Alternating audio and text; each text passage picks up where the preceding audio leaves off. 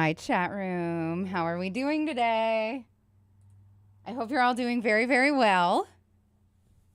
It's good to see you. Give me just a moment. I'm like extra not prepared, which is hilarious because like I actually put prep into today. Like, remember how I said that I will have to get the base of the ballerina shirt done for stream? Yeah, I did that. I have it. I also did a plan for for what the content would be today. We're going to do Jodi Arias today because we haven't even talked about her once yet. And as a true crime channel, it just feels like something that you do. You just talk about Jodi because she's fucking crazy. And she killed a crazy guy. The entire situation is crazy. I have seen all of this content before. All of the Jodi content. I haven't watched the JCS on it, which is what we'll be watching today, so there will be some surprises, but I've seen the interviews. I've seen the police interrogation, and like I've watched like documentaries and stuff on Jodi, but we haven't done her yet, so we're gonna do her. Hi everyone, it's so good to see you all. You know nothing about Jodi Arias.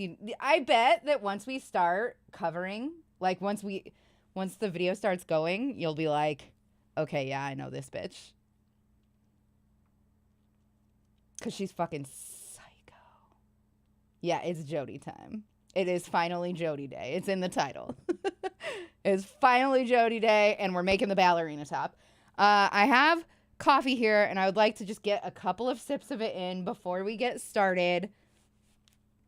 You don't know, you don't follow true crime very much. Okay, yeah, that's fair enough, RJ. Sorry, I didn't mean to like. You're not like dumb or nothing. I'm not trying to imply that I don't know. A lot of people don't. We're doing someone. I thought that was for the other subscription site. I mean, I was just talking to my manager about this. My manager is in chat. If they want to identify themselves, they can. I have a manager for my OnlyFans. I was just talking to them about it. I haven't been able to make content for OnlyFans for a while because I've been having all of this hormonal acne. It's been showing up on my body too. And only in the places that interest OnlyFans people. So it's been really hard for me to get content out and like feel good about it. I've just been feeling really gross and like not good about myself. I saw her name on Twitter because some are saying Amber Heard using the same meek look she did in court to get sympathy. Yeah, that fucking, I cannot believe the audacity. Oh no, your poor feet. That's funny because we are doing a foot thing later. That's hilarious. Okay, anyway, sorry. I can't believe it. I watched a little bit of coverage on the Depp Heard court proceedings, I guess, is the term that I'm looking for.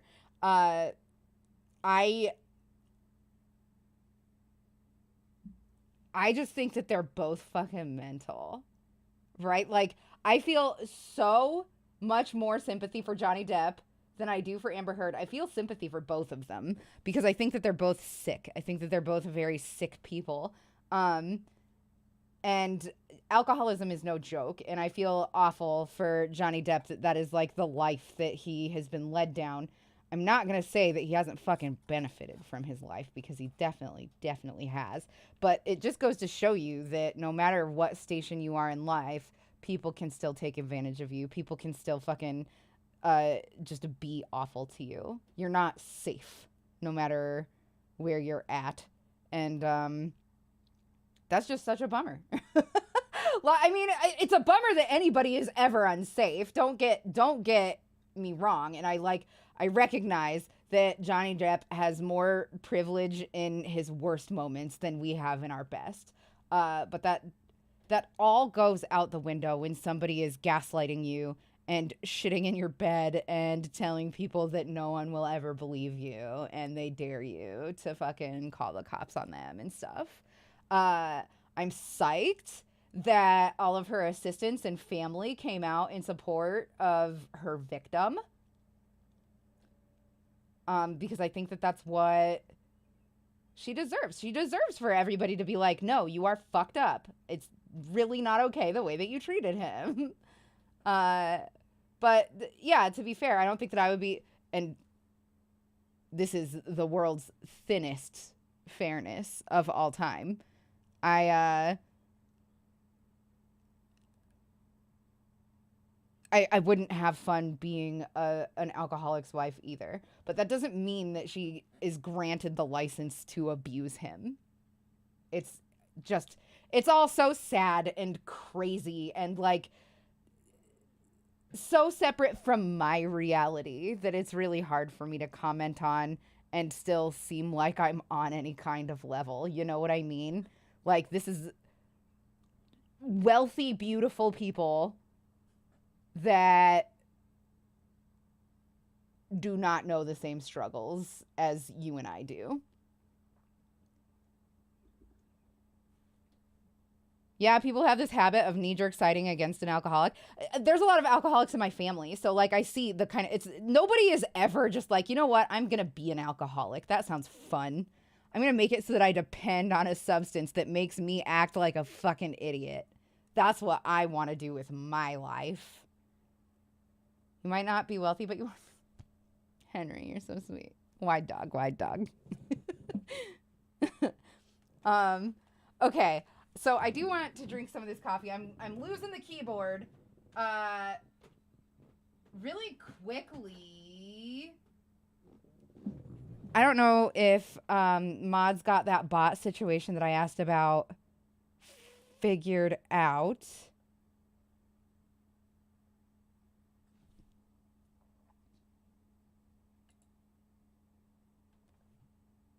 But if you could show, hell yeah. Oh my God. Kool-Aid, you're the best. Thank you. Thank you so much. Thank you. If you guys are into what the pattern is. Oh yeah, it's 4:20, time to partake. Yeah, I've got it here. We're all good. Everything's fine. I don't remember what I was saying. It's okay. It's fine. We have a new command in the bot where if you want to see what pattern I'm working on, just type pattern. So if anybody comes in and asks what we're working on, if I could talk you guys into answering with tilde pattern so that DoxyBot will link it, I can just be like, that's what we're working on. And people will be free to either purchase the pattern that we're working on or do the pattern that we're working on if it's a free pattern, or at least see the project that we're working on. That I would be so thrilled if you guys would help me with that, since I don't have access to my keyboard. Hi, Shola Monkey. Today I saw someone waving and I wasn't sure whether they were waving at me or at someone behind me. In other news, I was fired from my lifeguard job. That was really dark. Oh my. That's very dark. Okay. Okay, chat room. Chiggity chat yourself. I'm gonna sip on this coffee just a little bit.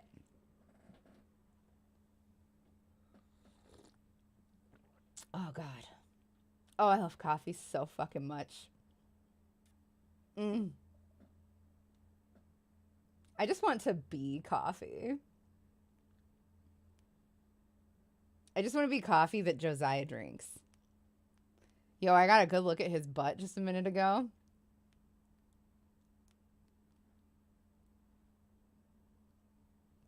My partner's so fucking hot.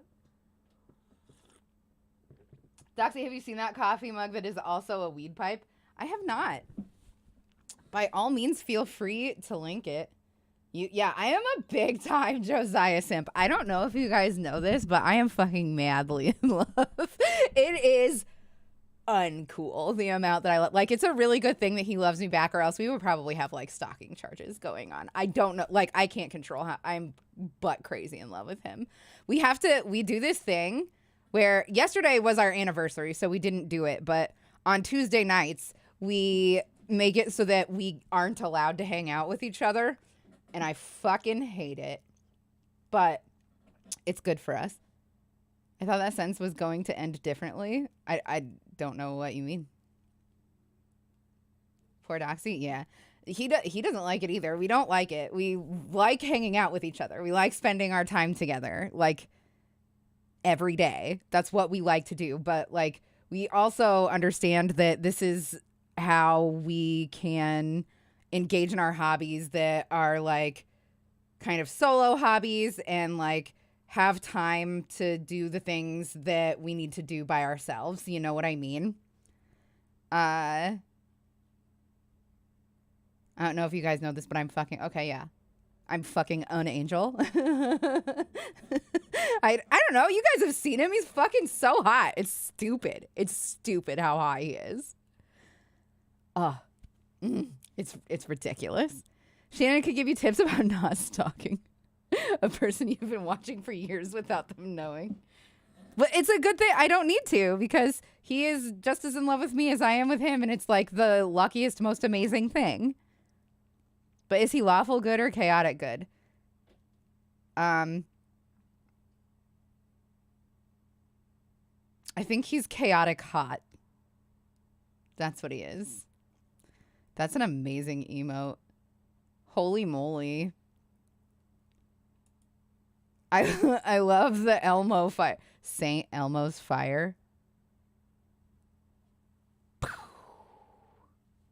Anyway. I just need to really quickly... Did you guys see what Josiah got me for our anniversary? Did you guys see? He got me the Hypnospace vinyl. He got me the Hypnospace soundtrack vinyl. It's so sick. I love it so much. It's really dope. We listened to it immediately because I was so excited about it. Hypnospace is like my favorite. It's like my favorite thing. I'm having a hard time finding the one design I was thinking of, but they're called Wake and Bake mugs. I will have to look at that. Nice. Well, evil is sexy, so clearly Josiah has to be evil. Maybe. Maybe. I don't care one way or another. I just want my tongue on his butt at all times. Like, Jesus Christ. But I made him walk up the stairs in front of me because I wanted to watch his butt. I'm the worst. I'm just... a horny bad time. That's just me. Anyway, if you guys want, we can go ahead and get started now. I feel the shame. I deserve that. I very deserve that. I don't think I've seen anybody say anything on YouTube yet. I don't know if I'm not connected on YouTube or if just nobody is watching on YouTube yet. But either way, I've been, like, actually looking this time, so I would have been able to see it if somebody has. I have heard things that I won't forget. Oh, hi, Quinn.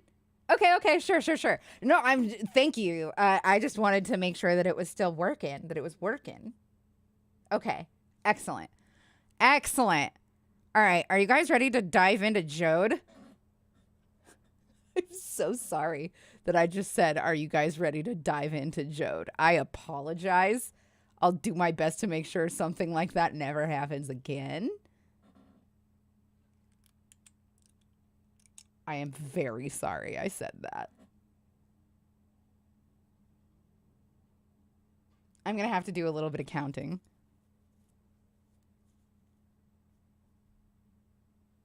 I think that joke is too good to not reuse. What?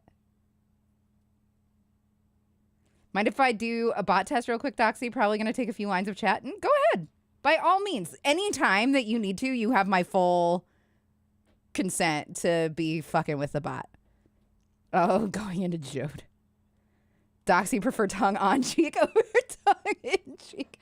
If it's Josiah's cheek, I want my tongue all over that bitch. Like, we're good.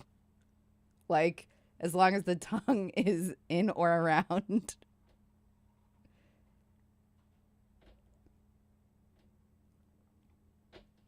sick. Thank you so much, Kool-Aid. I appreciate it very much. Hell yeah.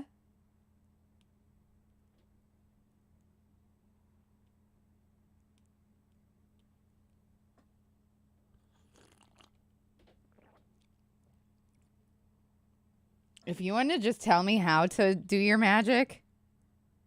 So now you can just type change pattern with the link after and it'll change Doxybot's pattern. You're amazing. I do not deserve you. Just like flat out, I do not deserve you as a moderator. You're amazing. Thank you so much. Okay. All right. Okay. Here we go. We're going to do it. We're going to... I can't believe I said... Same should work with change pattern to change Nightbot's pattern. That's amazing. Thank you so much. That's phenomenal. You're so smart. That's such a creative solution to the problem. You always blow me away with stuff like that. I wish that my brain was half as powerful as your brain is. Okay. Here we go. I don't know what breathe Nolan breathe is. I can't press escape. Pause. Exit full screen. And we now need to do this. It's Jodi time. In the year 1980. The time for Jodi arias. That didn't work out for us as well as I wanted it to.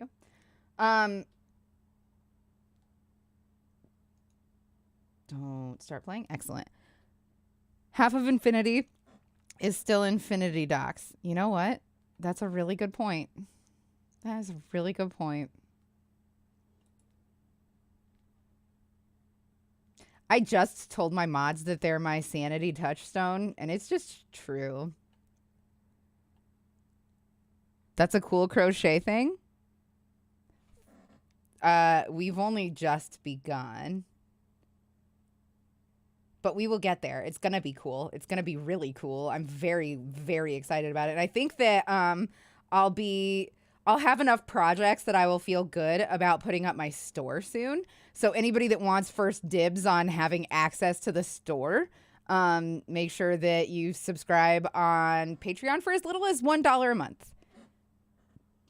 Can you say that more ominously? What am I supposed to say ominously? I will 1,000,000% say whatever you want me to, Barry.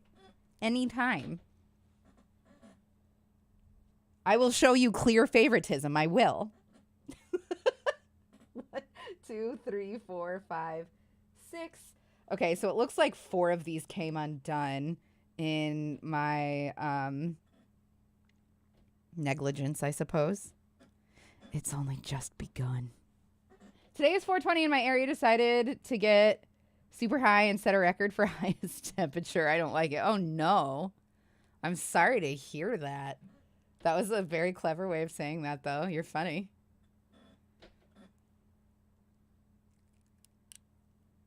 All right. Can I get 3 readies in chat, please? And thank you. And then we will get this show on the road.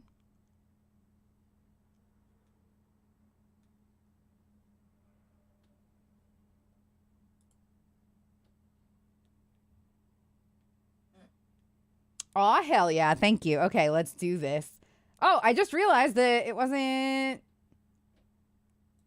displaying right. I'm so sorry. Give me 1 sec. But I will start it right away as soon as it is ready. Wrath of Jodi. Excellent. Here we go. Y'all, if you aren't familiar with this, RJ, you are in for... I'm a little bit jealous of you that you're about to experience this for the first time right now. In the year 1980, on Wednesday the 9th of July at exactly 11:54 p.m., a little girl named Jodi Ann Arias was born in the city of Salinas, California, and completely unbeknownst to her doting parents, was destined to become one of the most infamous people in the United States of America.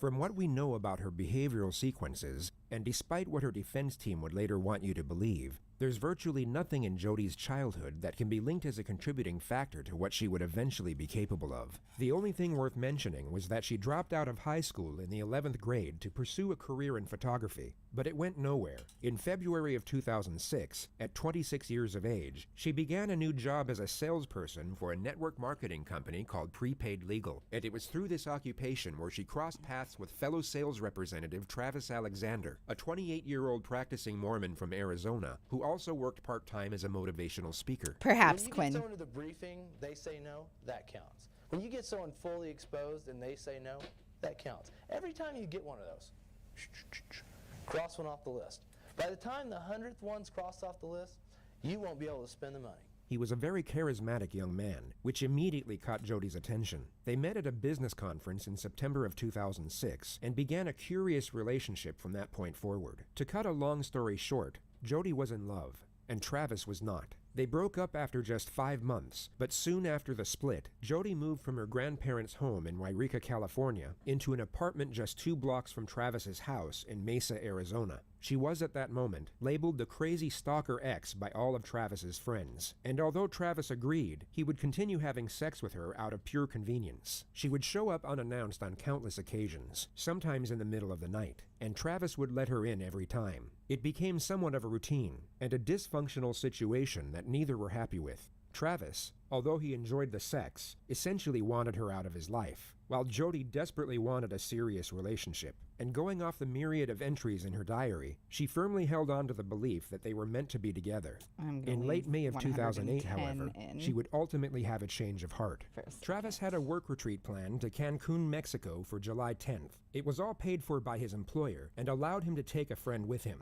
Jodi knew about this and believed, or at the very least hoped, that she would be the one going. Yet in the last week of May, it became known that Travis was taking another woman instead, a Mormon girl by the name of Mimi Hall, someone that Travis had been romantically interested in for some time. When Jodi found out, it would be safe to assume that she was heartbroken. It would be even safer to assume that she was absolutely enraged, and the collective opinion is that a specific thought process began to emerge in her mind, one that forged a psychological justification for a certain decision.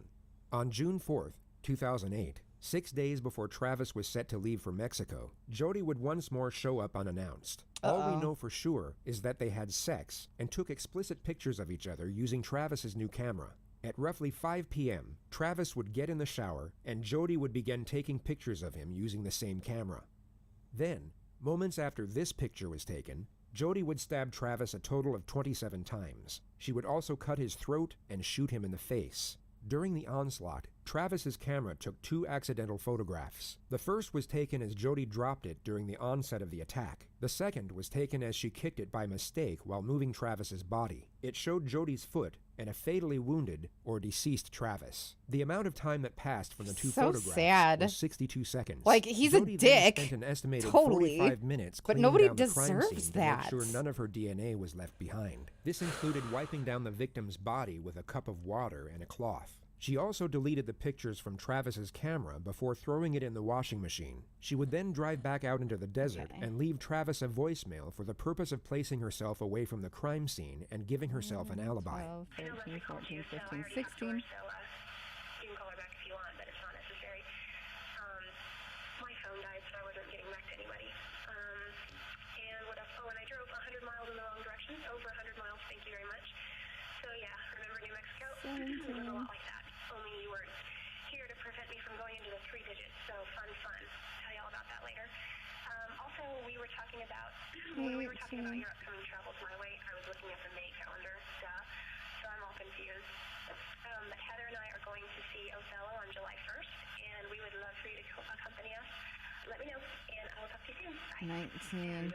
Wow, that Jodi was, would then I never drive to heard that another man's before. house in Utah by the name of Ryan Burns and stayed the night. He would later testify that nothing seemed off about Jodi's behavior, only that they kissed and engaged in sexual intercourse. Travis's body was discovered by Mimi and her friends 5 days later, the day before they were supposed to leave to Cancun together. How long were you there trying to get into the house? just, you know, a couple of minutes, I banged on the door. She sounded so normal in that voicemail. Like, that sounded like a normal person leaving a normal voicemail. To him because I knew that he had a stalker. Travis's friend on the phone suggested that we go in through the garage and look for him in the house. And then as soon as they said that they saw blood, that there's blood everywhere, I stopped looking and said, he's dead. He's dead. And so immediately I called the police. After the news of Travis's death broke the following day, Jodi called the police and offered to help with the investigation. She was then transferred to the lead detective, Esteban Flores of the Mesa Police The Department. gall on The this most notable detail of the phone bitch. call was that Jodi agreed to provide a sample of her DNA. Over the following month, forensics were able to uncover the deleted photos from Travis's camera, and despite her best efforts, discovered Jodi's DNA all over the crime scene. balls, the During this gall, time, the audacity. oblivious to the evidence This that was is building the against white her, people Jodi would post theme multiple song. pictures of her and Travis on Facebook, alongside emotional messages to Travis himself. She even sent his family flowers and a letter expressing her grief over his death. The Mesa Police Department launched their case against Jodi on July 15th, 41 days after the murder. Detective Flores would be the one to conduct her interrogation. He had spoken with her once over the phone and was present when she was fingerprinted and swabbed for DNA. The Siskiyou County Police arrested Jodi at her grandparents' house at 7:35 a.m. and only said they had a warrant for her arrest without Yeah, giving right, further Kudo. I think information. that, like, was she placed in obviously handcuffs and didn't displayed once ask what that was she being wasn't arrested for mentally in the well, 6-minute drive to that, the like, local this was a police station. possibility, and What he makes was just Jodi like, Arias eh, stand out pussy's among the many pussy. cases in the realm of true crime is the manner in which she attempts to navigate the system. She seems Not, to believe that if again, she not presents saying he herself in a deserved it, certain because of way and course adopts he a very didn't. specific character with very specific traits, it will give her the best chance at evading the consequences of her actions. In her mind, this character is a soft-spoken, sweet-natured, God-fearing individual. Yet to everyone else, is quite possibly the most universally annoying person to ever abide in the history of existence.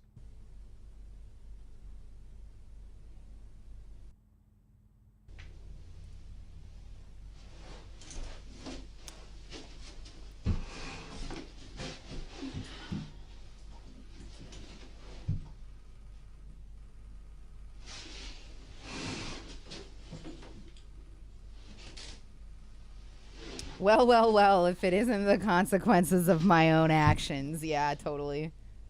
But, like,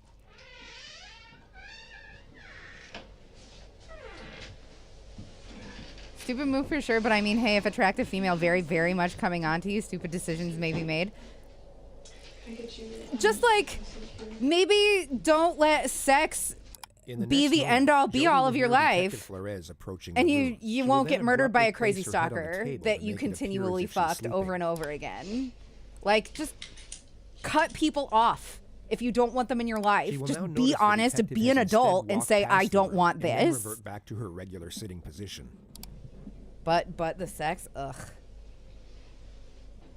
Okay, I need to get For this whatever pattern. reason, Jodi wants to appear as if she's in a far calmer state than she actually is. She wants the detective to believe that she's relaxed enough to doze off, when she is in fact extremely alert and anticipating his arrival. She places her head back on the table to feign a placid state once more, and you'll notice her left shoulder hovers in what looks like a very uncomfortable position for just over a minute.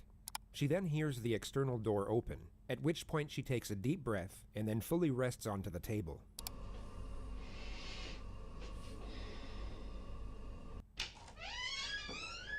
Okay, let me get those off you. So you remember me? Of course I do. I traveled all the way up here to come talk to you.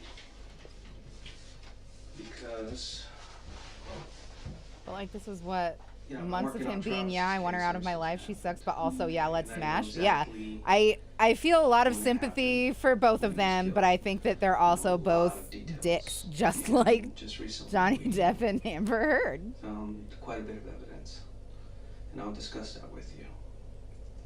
Two main double thing that I'm crochets in the looking same for, though, stitch, is then skip 2 answers stitches, then 3 double crochets in the why next certain stitch, things all happen, around. why We can they do that. went so far, and I also the connected this extremes. very loosely.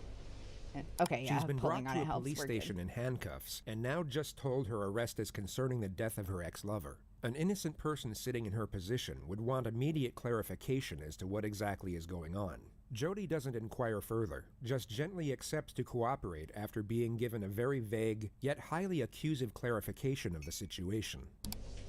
A lot of details on this case that haven't been released to the public and not even to Travis's family. And those details are known only by us and the person who did it. Okay, and that's one of the reasons I'm here, is because I believe that you know some of these details. And I think you can help us. I would love to help you in any way that I can. Okay. Because we're here at the police department, the sheriff's department here in, was it Siskiyou County? Siskiyou. That's what it's called, okay. And you're considered under arrest or detained. You're not free to go. Wanted the Police crazy out, officer but not the has to body. read you your rights. Okay. Well, one of the bodies Sure, had to it's go, on hey? TV, you know, I have to read them off this little card here, but they're pretty much the same, and I'll explain them to you as we go, okay?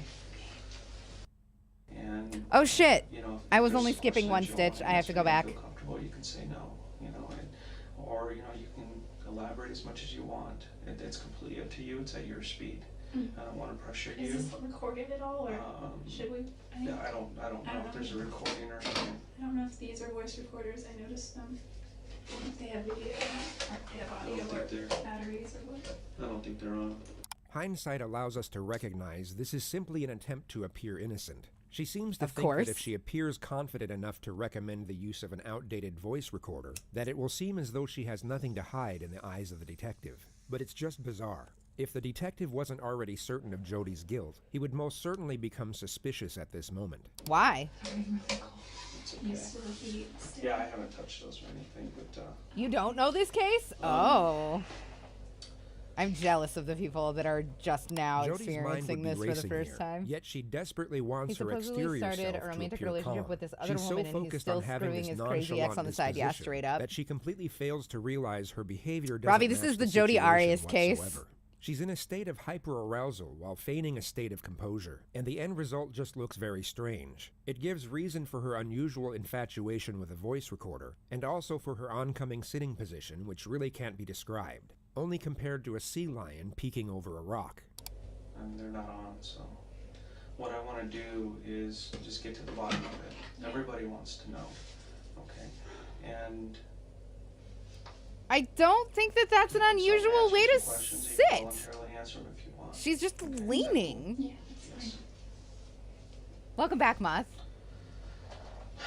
You guys really don't There know was some this? question about you. I'm so surprised. Also, hi Kyle, good to see you. Well, let's Yes, start she with did the this. thing called murder. Yeah, you can What say have that. you been up to since Travis's death?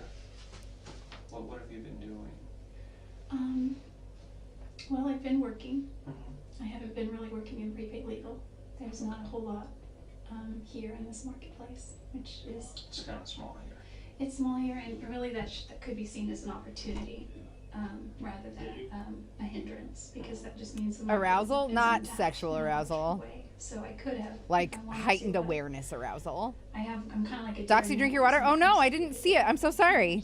Thank you so much for looking out for me. I will 1,000,000% hydrate. You'll come to notice that Jodi will go off on these you guys are gonna have to let me unrelated know. tangents anytime she has the slightest Actually, that's chance not to true. do so. It's a recurring Not for now. theme in We're good. interrogations for when the suspect is facing serious charges. And the common theory is that it's an attempt at gaining a momentary escape from what is likely What have you the missed? most What's the hot terrifying gossip? moment Just of their Jodi life. Arias. Going into detail about topics completely unrelated to the situation at hand essentially delays the onset of their new reality. Forensic psychology views this as a form of denial. The detective subtly nudges her away from the theme of network marketing and onto the topic of Travis. She starts off with a Facebook post she made in his memory. I realized looking back on it that it kind of sounded immature. It's more of like my dear Travis kind of letter. And so I took it down More because, personal. yeah, some of it was details that were a little more personal. Not too personal, nothing inappropriate. Just, I just felt funny. I think because I'm a photographer, I tend to communicate more through pictures. So I posted a ton of pictures that I had of him. Yeah, you can tell already that she's fucking nuts. And videos and things that I noticed. Just in like him. her thought patterns are fucking weird. She then explains how it's hard to talk about Travis's death with the guy she's now dating. And we've been talking a lot, and we try not to talk about that because it's kind of like, And plus Travis is my ex-boyfriend, but at the same time he's my friend. So while I'm mourning my friend, how do you talk to your new potential possible maybe person that you might start dating about potential mating The person? detective knows she'll happily trail off until the morning comes, so he cuts her off and locks her into the situation at hand. And I've talked to a lot Potential of mating people, and person.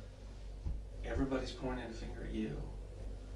You know, everybody is saying, I don't understand what happened to Travis. I don't know who killed him. But you need to look at Jodi. And sometimes the simplest answers are the correct ones. Most One of the the most time, fascinating parts as a of this matter of interrogation fact. is how long the detective allows Jodi to cling on to hope. For the first 45 minutes, she will be terrified, yet still believe there's a chance she will be going home at the end of it. The detective will hint at her suspicions and culpability in a gradual manner, yet not directly accuse her until a much later stage. Dangling the idea of hope above someone's head while simultaneously hinting at the grim future that awaits them would perhaps be considered cruel in most other circumstances. Yet on this occasion, it is tolerated for a tactical purpose, which is to allow for as much divulgence from the suspect as possible. Her fear will cause her to panic, not enough to the point where she completely locks up, but just enough so that she continuously tries to claw at her own salvation, and in the process will divulge information that will be extremely damaging to her defense later on. And that's one of the reasons I started looking at you a little bit closer. And over the last month or so, I've gotten into Travis's life, talked to all his friends, his family. I got a really good understanding of who he is now. And I got a very good understanding of your relationship with him. Obviously you weren't boyfriend and girlfriend anymore, but you were still having a sexual relationship, which, Does his family know about that? Hi, Evil Tiki. How are you? It's good to see you. his family doesn't know It is anything. considered cruel in most circumstances, and since they I'm employ it in those interested circumstances protecting too, I consider them how he's cruel. Yeah. remembered as well. And Just for the purpose of integrated context, at Jodi's trial, she would label Travis a sexual deviant, a domestic abuser, Oh, I'm and a hanging in pedophile. there. He It's truly Jodi had feelings Day. for you. And for some reason, he felt that the relationship between you and him was somewhat unhealthy, but he couldn't stop it. And I assume that's probably maybe the same way you felt about him, or it's probably, maybe you didn't understand why he didn't believe it was healthy. No, I didn't think it was healthy either, spiritually at least, and probably emotionally, but mostly spiritually. And I think that kind of, once you have something that's not healthy spiritually, it filters through all aspects of your life.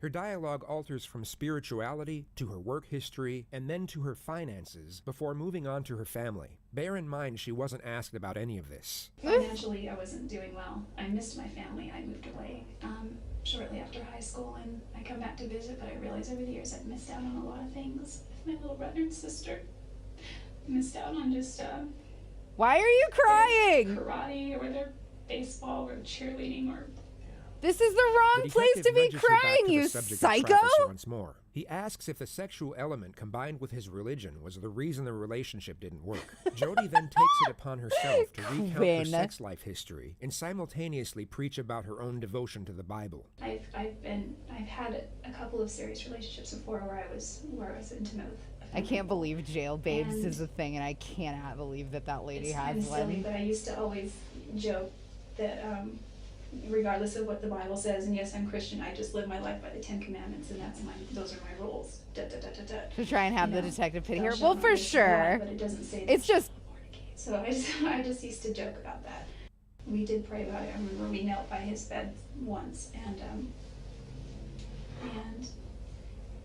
surprisingly he suggested it. Normally, I would suggest that we pray before we go on a trip or before we eat if we're It alone. was kind of unusual for him, huh? Yeah, because he was very resistant to prayer. He's like, so I'd say, will you say a prayer? He's like, why don't you say a prayer? Why don't you say a prayer? Why don't you say a prayer? So we'd go back and forth. Jodi, will you say a prayer? And I said, sure. And Travis was like, The detective endures as much prayer talk as humanly possible before shifting the topic once more. He was at a point in his life where he wanted to really start settling You can down. tell though it didn't work. Yeah, these Felt like detectives.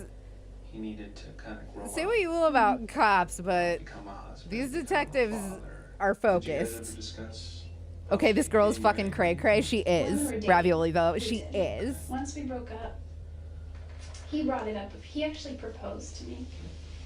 Welcome, A lot of Hacksnat. How are times It you? wasn't serious. Let's move to after the breakup. Ugh, Sperry, you're so What, right. What kept you in Mesa at that point? I actually moved to Mesa a few weeks after we broke up. Really? Mm-hmm. I mean, there was a time period you really wasn't seeing anybody, and then Mimi came into the picture. Exhausted. What did you think about her? I hope you're okay. I didn't know a lot about her. She seems like a really nice girl. He showed me her picture on Facebook. You know, I don't think she had a lot of pictures on there. He said that. Yeah, that's true, he's Sperry. not I didn't sure even think why, about that. but And like, I he's pretty definitely sure no she could judge be on it. sex work by any I was happy stretch. for him. Um, I didn't find out about This Lisa. conversation you had face to face with him. It just, Yeah, it was in his room. you know, And he yeah, was it's talking probably to it's his probably fucked up of me to Um, poke any Jodi is kind of fun desperately at trying that. to make it appear as though her and Travis I think were you're on just good right. terms. But this is just overkill. Jodi was labeled the crazy stalker ex by all of Travis's friends. It just and it even feels Travis weird himself. to The idea that he exploit would show somebody's and then discuss any kink potential for future romances with Jodi is murderers. ridiculous. And I truly believe he For does criminals. Oh, oversell, he but does. Like, you know what I Travis mean? had a, he's what you call a player. You know what that Wait, means. what are we judging? Jailbabes.com. He doesn't Pulls intend girls to hurt in. anybody, though. I hope this doesn't He's awaken willing to anything make in a- you. A commitment first off. And truly, he didn't think that you were married. Yeah, either. absolutely, Kool-Aid it is. And I don't know why not. I mean, I see you. You're a wonderful girl. You're struggling. You're trying to make your way through life, and I don't see why you guys couldn't have made it. I think know? we have very different philosophies on a lot of ways. We would argue about the dumbest things, and like there was so many times where I just couldn't wrap my mind around what he would. I could, but I would try to get him to do the same for me. Like there was a time when I broke down on the way to LA once, and my car got a flat tire, so I had at the time roadside assistance because my car was still under warranty. And they went to take the car in to change the tire and realized that when they sold me the car, they didn't give me the wheel lock key. And I was kind of hungry. It was dinner time. It was 7:38, and it was dark because it was January. And the tow truck guy said, you know, there's a Denny's 2 blocks down here, and there's a Jack in the Box there, and he was driving me to the motel. I said, is there an IHOP around? Because I really like IHOP. He's like, yeah, but it's kind of like 5 miles back in the other direction. I was like, okay. He's like, I can drive you there if you want. And I was like, he's like this short Mexican guy, and he seemed really harmless, and I was like, okay. And he, and I asked him about his life, and he had a wife and kids, and so he wasn't flirting. The travels of Jodi and the sweet Mexican continues on for another 2 minutes. The detective then brings Jodi's attention to what he already believes was the trigger motive for the murder. So, moving over to his trip to Cancun that he was going to. When did you first find out about that he was going with Mimi? Oh, I found out about that at his memorial services on Monday. It was the Monday night memorial service. You didn't know he was taking Mimi? I didn't know that. I think that's awesome, actually. Right. Yeah. Sure, Well, Jan. Unfortunately, Mimi had called him a week or two before, and I told him, look, if you want to take somebody else, it's fine, but I have something to tell you. I don't look at you that way. I don't look at you as a boyfriend.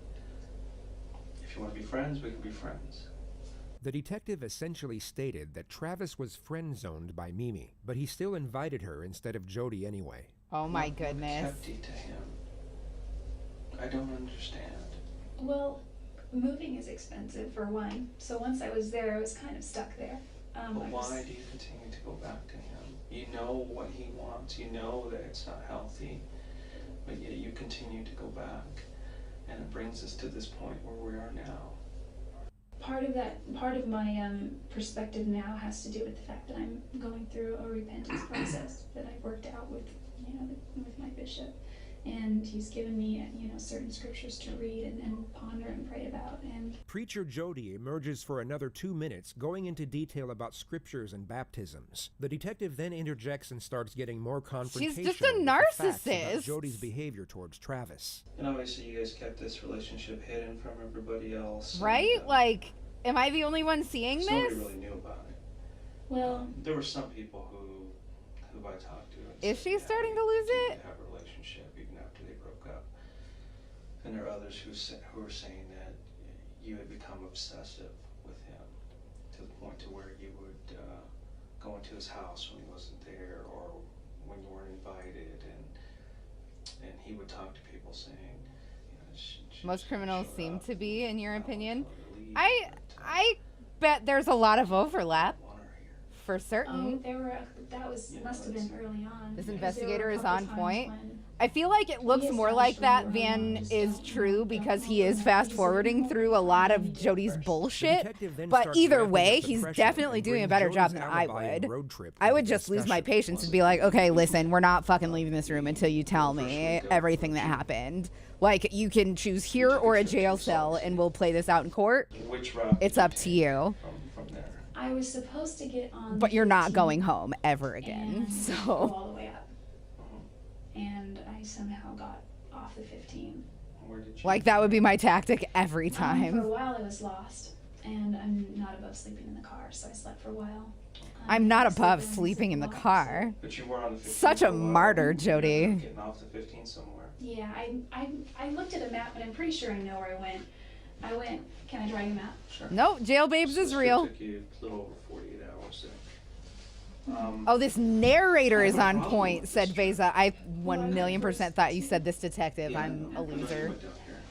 I've gone over this trip over and over in my mind and on paper. Look at all the famous murderers. And They're Even narcissists if- for sure. A bunch of them are, there's definitely. still 20 some odd hours. Even if you pulled over to sleep a couple of times. Oh, did I tell you that I got stranded? Yeah. Okay. You mentioned that. If you slept for 10 hours I only slept for like here 8 and hours. here, it would still leave 18 some odd hours for something else. Okay. This is what people are focusing on, is this trip that you took. Because they're saying she left, she didn't get to till Thursday. Wednesday? That's when Travis was killed. Hi, Kels. I did not go near his house. You're hot and you're drunk. Aren't there? I pulled your cell records. Suck on that. Your cell phone was turned off. No, really. in here. Well, I didn't. Sorry, I'm a turn bad off winker. physically, But it died. And a bad flirter. And then it magically, I got you it. found your charger here. It was packed under the seat of the passenger side, and it was when I was. When you were lost. All right, everybody clear the chat. Me and Kels are going to cyber now. Well, I did finally start looking. more Good. straight. Stop shaving me. I wouldn't have pulled over. It's when I real and saw totally it. normal and common for people to use Detective it to meet Flores ladies, explains and we're to not Jodi making multiple times over how the trip doesn't make any sense whatsoever. Quinn. And whether it's feigned naivety Go or that she straight to literally horny doesn't jail. understand the concept of time and distance. She Wait, pretends to don't. be confused Never by mind. the allegation rather than actually confront it. This goes on for 3 minutes before the detective confronts Jodi with the evidence of the photographs on Travis's camera. But I don't think you're being completely honest with me about that trip. I honestly got lost. It's bad timing. Were you at Travis's house on Wednesday? Absolutely not. I was nowhere near Mesa. I was nowhere near No. Phoenix.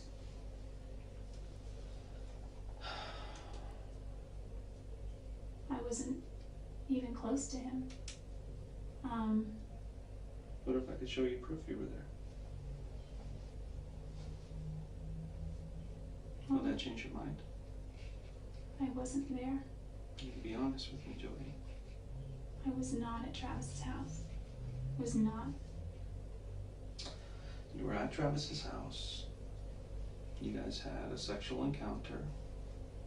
I love you and your butt, Kels. Pictures. It's good to see you. Have a You nice need night. those pictures Be safe.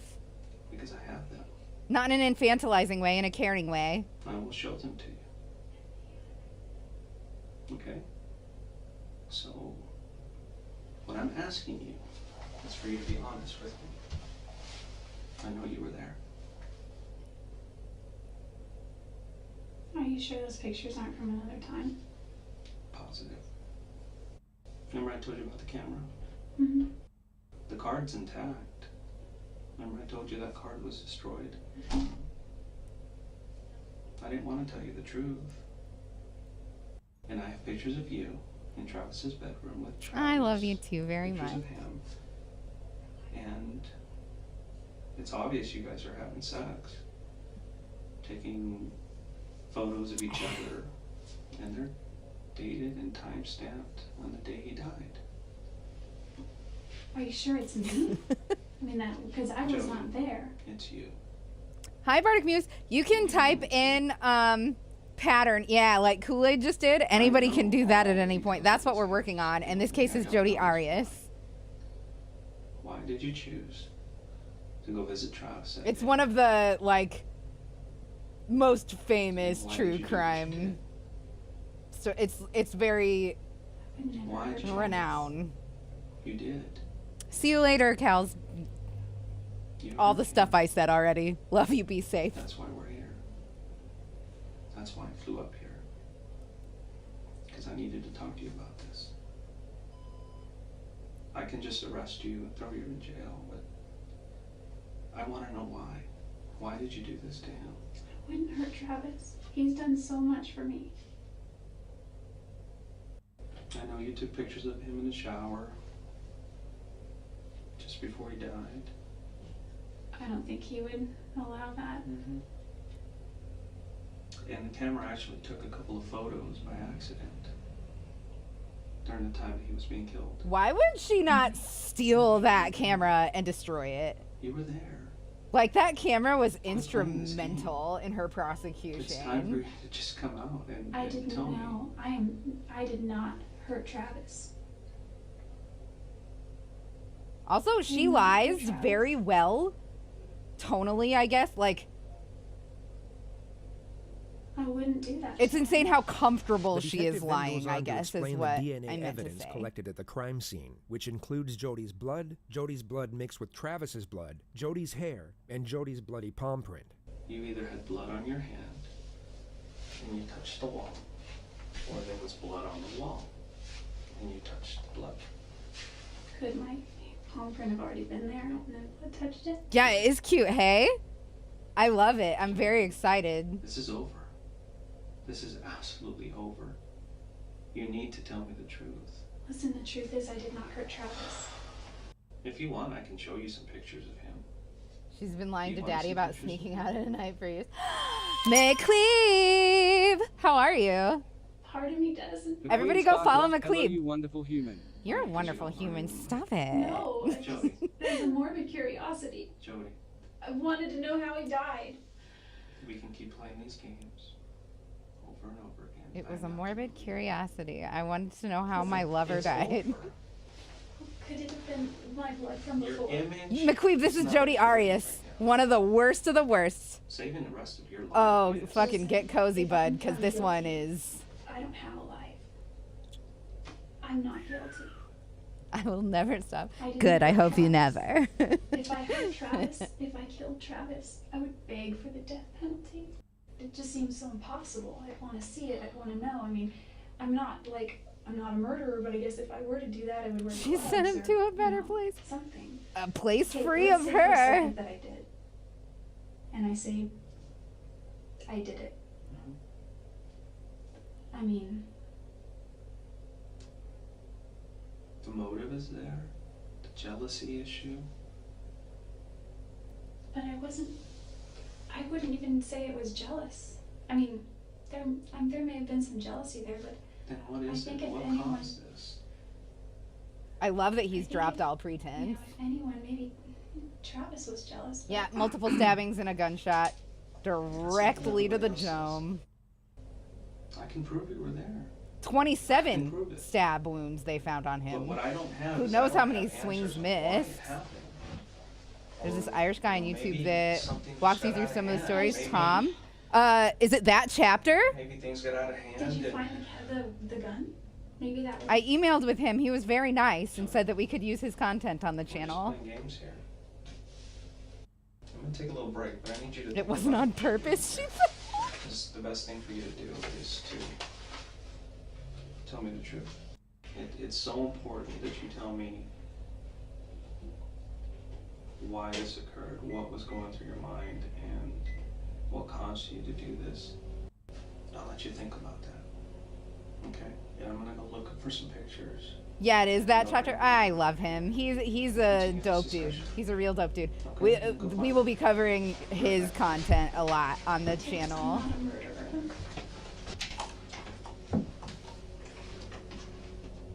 Tree, turdy, tree. Yeah. Absolutely, McQueeb. Yes. We 1,000,000% commented on that.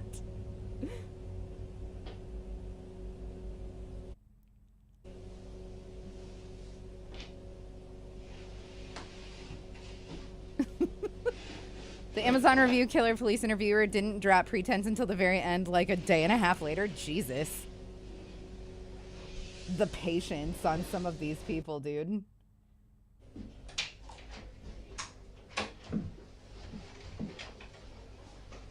What kind of gun is that?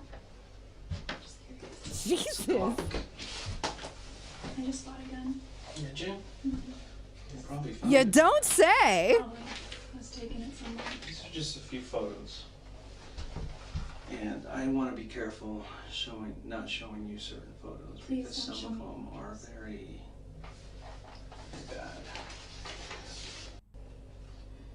If Travis were here today, he would tell you that if it wasn't me. No. That's very convincing, My Jodi. You're job doing a is to great speak job. for Travis right now, and everything Travis is telling me is that Jodi did this to me.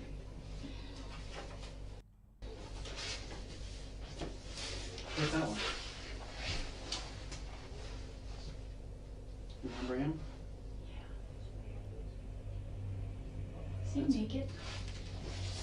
Yeah. Dahlia. I can't remember her last name, but that really cute Jodi is girl then shown one of that the has pictures like that the was taken speech by impediment, accident kind of while like she was in a the process lisp. of murdering Travis.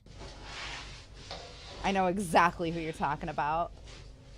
It's Gotta your foot, keep Jodi. pretense until you think you have them. Yeah, for These sure. are your pants. I feel No, I it's get from off Travis color is that if because you were here today, you it wouldn't didn't have answer done the this, and he color would still changes. tell them you did. Yeah, no kidding. That's Travis. In her mind right now, with all the adrenaline, she probably thinks she's putting on a wonderful show. Yeah. Well, that and all the narcissism, hey? Narcissism. That's not my foot. Couldn't even recognize Travis. He'd been there so long. Do you have any recent cuts that are healing? Well, my cat scratches me. Little things. These are all her work. You can see. This is her. That's her. I've got scars. She's a feral cat. All these little things are her. Well, enough about your cat, but Mm. there's no doubt in my mind that you were there. I bet killers are There's great no at doubt in my mind scissors. that you did this. None. You can go Amazing. till you're blue in the face and tell me you weren't there and you had nothing to do with it. I won't believe you. I want to know why. She thinks she's a good actress and liar. It's She is a comfortable There's liar, no reason. which is half There's the no reason battle. why. There's no reason I would ever want to hurt him. I've known a lot, I for have some a reason, solid I've known case a against lot of I can present it to the judge. habitual liars. As cold as it is now. I don't know why she did it. Or I can present it to the judge And a lot of them with your explanation. develop If I skills, don't hey? know what happens. And one of them is being able to be confident about it. So what's the price? I don't know. Don't you know? Okay, I need to make sure that I have 40 shells here really quick, so I have to count for a second so I can't look at chat. So bear with me. I Depends on the type of love ya. crime. It depends on whether you show remorse or not. And part of that remorse is at least coming clean. When somebody doesn't come clean, I don't see any remorse. I know you're afraid, but you're already going through it right now. There's no backing up. There's no backing up to yesterday. There's no backing up to that day. It's already happened. And unfortunately, you're gonna have to face the consequences. You know, if I did that, 40, and we're supposed to have 40 total. I'd be fully ready to face the consequences. I'm not really for things like, you know, I'm all for the 10 Commandments, thou shalt not kill. Okay? I just can't. I didn't kill Travis. I just didn't. I did not take his life. You need to come out and tell me why this happened. I will not accept any other excuses. I will just move on with my investigation, with my final report, submitting all the conclusions and all the evidence. And we can just let a judge and a jury decide. We can leave it in the hands of a What about a lie jury. detector test? We can do that, that's fine. Would that help me at all? I Okay. mean, you can't use them in court, but Well, then there's no point in taking it. you took a knife to him. And couldn't I stop. love the Bible. I never kill someone. Couldn't stop. And before you knew You it, guys are on fire today. And then you panicked. There's a creepy story about an LA detective who was caught 20 years later thanks to DNA. She was a psycho jealous person and thought she got away with it. Yes, she's on this channel. I've watched it before. Then tell me I've who watched did it before. this. It's nuts. Who did this? I don't know, but if I go to trial for this, and if I'm convicted for this, whoever did this is going to be sitting very pretty Please. somewhere. Glad that it wasn't them. Hell yeah, I'll eat a Make cake. sure that I do crochet every night. it's not gonna change. But I don't see an innocent person sitting in front of me. Travis has done a lot for me, and I wouldn't hurt him. Can we watch that next? Yeah, I think we will have a bunch of time left over after Jodi. Why We can everybody totally says watch you're that one. I capable think of I think hurting. that will be perfect. Everybody says it. I think that will be Never mind. So perfect. don't tell me that you're not capable. I don't even hurt spiders. Oh, I kicked a dog once. I was a freshman in high school.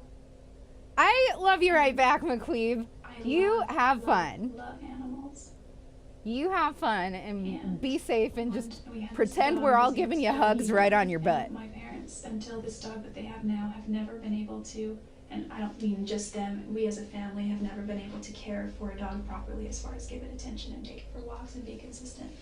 To save you the God, this lady oncoming is so ramble about fucking Doggy crazy, Boy the dude. dog, she lightly tapped him with her foot for tearing open the trash, and she's felt so bad ever since that it changed her entire worldview on the animal kingdom.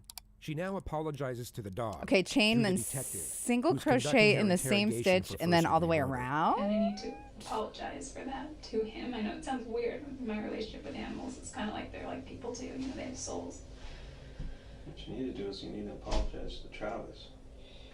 But you just refuse. Listen, I can't help We'll you be if marking you're not every gonna- 10 here If you're not gonna One. help yourself. just to help keep You asked count. me I really prior. can't. I can't, Jodi.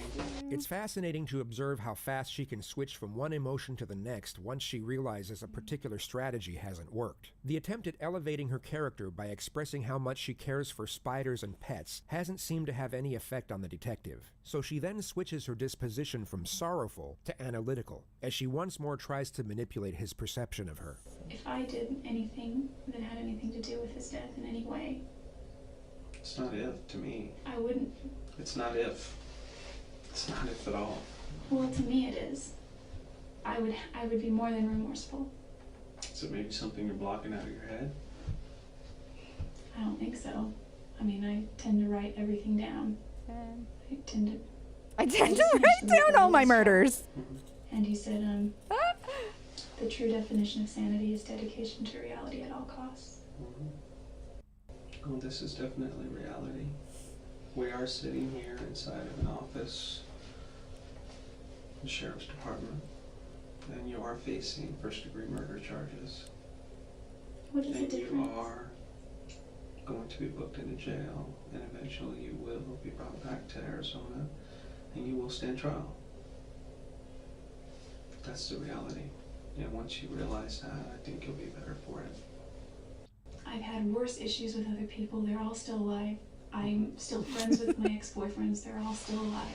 You know, I've been doing this a long time, and there's one thing that I can never get out of my head, ever since the first day I talked to you, is there's an old saying that, you know, someone's just not acting right. Look into it. You have not acted right from day one. Hello, Pirate Lamppost. I love your handle. Welcome. Everybody make sure the Pirate Lamppost feels welcome. You're acting like somebody who's guilty. So, What do you awful women want? What do you about hosting awful with 9 women viewers. want? No Fame Podcast. How dare I know, you because I've be been doing it excellent for to me time. and It's bring gonna be a all of long your time friends to here? figure it out. Within No, the but first sincerely, thank you so much. 30 Welcome, seconds, a everybody. minute of a conversation, I know when somebody's acting right. There's a certain way. It's good to see you. How are you, Justin? it would It's make not you like think. it's not like TV.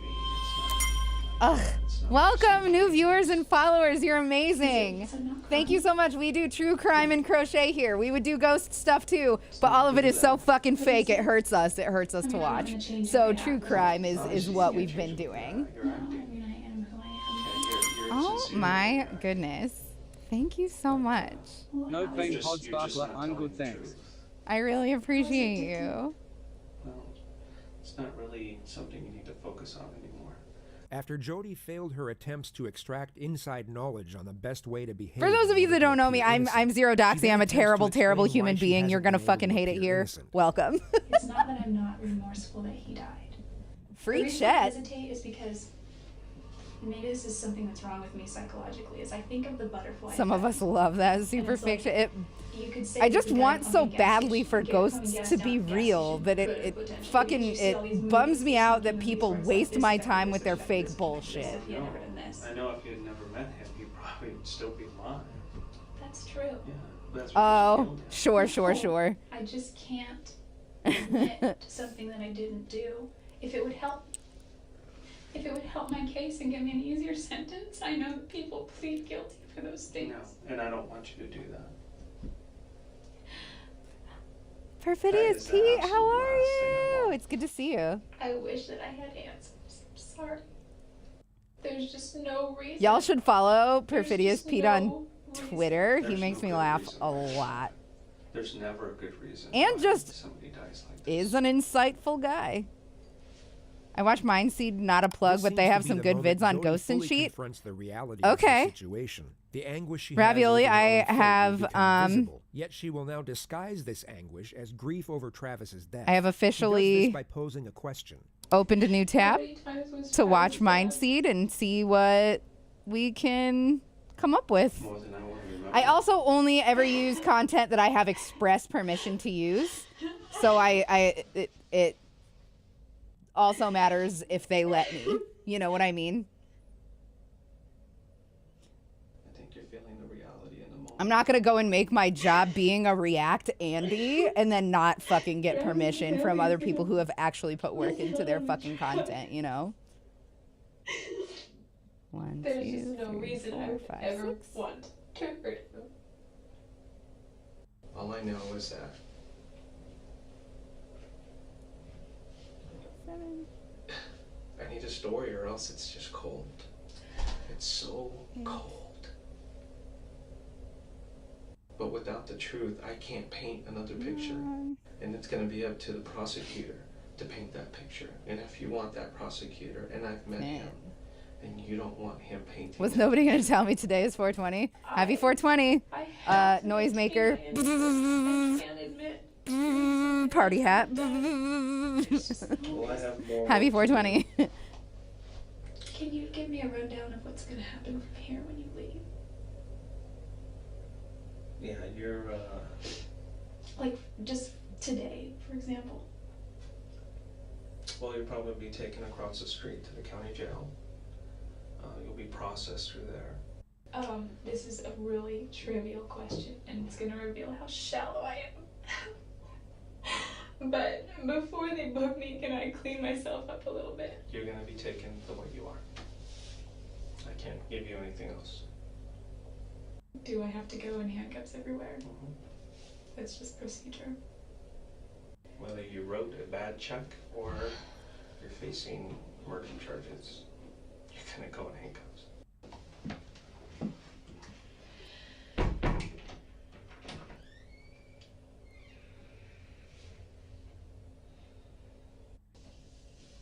Should have at least done your makeup, Jodi. Gosh. I didn't hear you breathe. What a fucking weirdo. She got pipes, though. I didn't hear you breathe.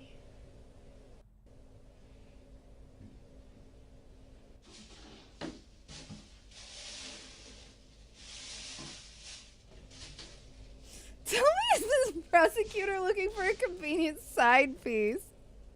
Straight up, though.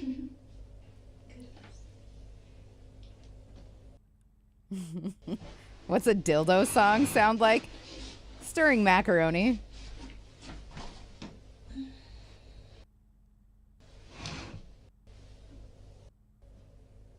He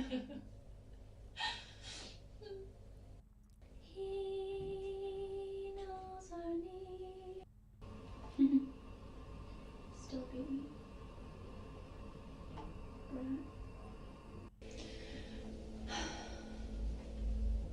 Jodi was then taken to the county jail and charged with the murder of Travis Alexander. She stayed there overnight, and it would be a total of 16 hours before she was taken back to the Siskiyou County Sheriff's Office. Her second interrogation commenced at approximately 9:30 a.m.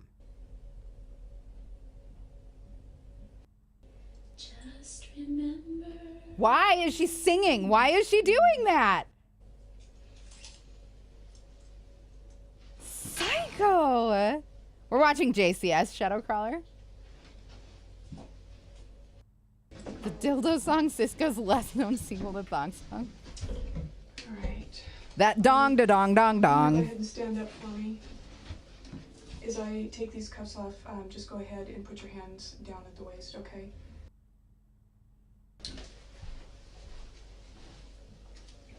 The game plan for this second interrogation will be a lot more strategic. Investigators will have studied the footage the day prior and will now have a greater understanding of Jodi's personality. The initial tactic is for Detective Blaney to criticize and berate the suspect's character while simultaneously reinforcing fear and apprehension. Oh, this is She going to makes it be very so clear from the delicious. offset that the suspect's fabricated naivety and sickly sweet 10. persona will not work on this occasion. And Jodi's self-esteem I'm will be so broken down psyched in to a watch manner this that would part. typically be considered bullying or abuse. Dong under different Song sounds like a circumstances. Weird Al This is done parody. So that when Detective Flores returns, it will be a welcome I feel relief, like it would and be an like immediate rapport will Pong then be Song obtained, and be about which in like turn will video make the games or suspects far more something. likely to He's way cooperate. too It's a derivative clean of for good Dong cop, bad cop, Song. and the two investigators execute this technique in a near-perfect manner.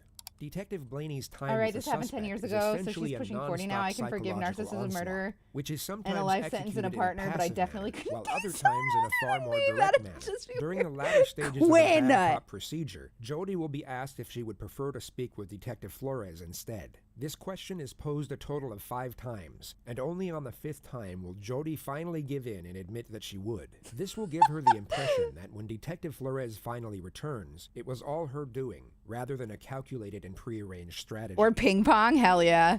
Ruling his dorm after class, yeah. The voice recorder Dragon isn't Rana actually gets for the it. purpose of recording Dragon the Rana conversation. fucking It is gets a prop it. to reinforce the perception of Detective Blaney being the enemy and not to be trusted. You'll notice that when Detective Flores returns, this device will be switched off, therefore reinforcing the idea that he is the friend who can be trusted.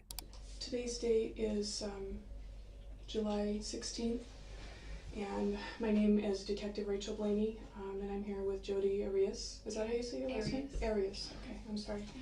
This is just formality, and this is, if I have to, write up a report of what we talked about, at least I know word for word, what you said, and there's no mistakes. Mm-hmm. Okay. The reason that I wanted to talk with you this morning, there's a couple of reasons actually. Let me say this: it's obvious to me that, you're not our typical suspect. You come from a good home, a good family. Your parents obviously care about you. That was evident, when they talked to him yesterday. And you're a bright girl. Probably more intelligent than you were letting on yesterday. The And Gong Song? I feel like it would be the Pong there's Song. no That is just question so perfect. in my mind, or any of the other investigators' mind, that you were the person that took Travis's life. But what I need to know, or what I'd like to know, and give you the opportunity to do, is determine whether, you're a cold-blooded, cold-hearted murderer who slaughtered this guy, or are you somebody that got caught up in circumstances and things got out of control? When this hits the news, and it will, it'll go to the media. I love this lady. I'm sorry, ACAB, but I love her. That cold-blooded, cold-hearted murderer, because the media loves that. I'm trying to help you out. You're not, I'm but... trying to give you a chance to make things right. You know, show the families that you do have some remorse. But when you continue to deny when it's obvious that that's not the case, you appear to be the cold-blooded Kong song, hell yes. and things are going to start moving real fast here for you. This is kind of a pause, you know, before things, you know, start getting heavy. This Right, Ravioli fucking gets it. We don't need you to tell us anything. I'm doing this for you. It's a matter of, do you want to take control of your situation? I have no idea what Gong Show is. Picture of who you are, because you're the only one that Does anybody else remember Welcome to Wienerville? Because I just found out that they have a current YouTube channel, or at least modern. I only got a very small look at it, but I am definitely going to be looking at it more tonight. This guy from way before I was born. Okay.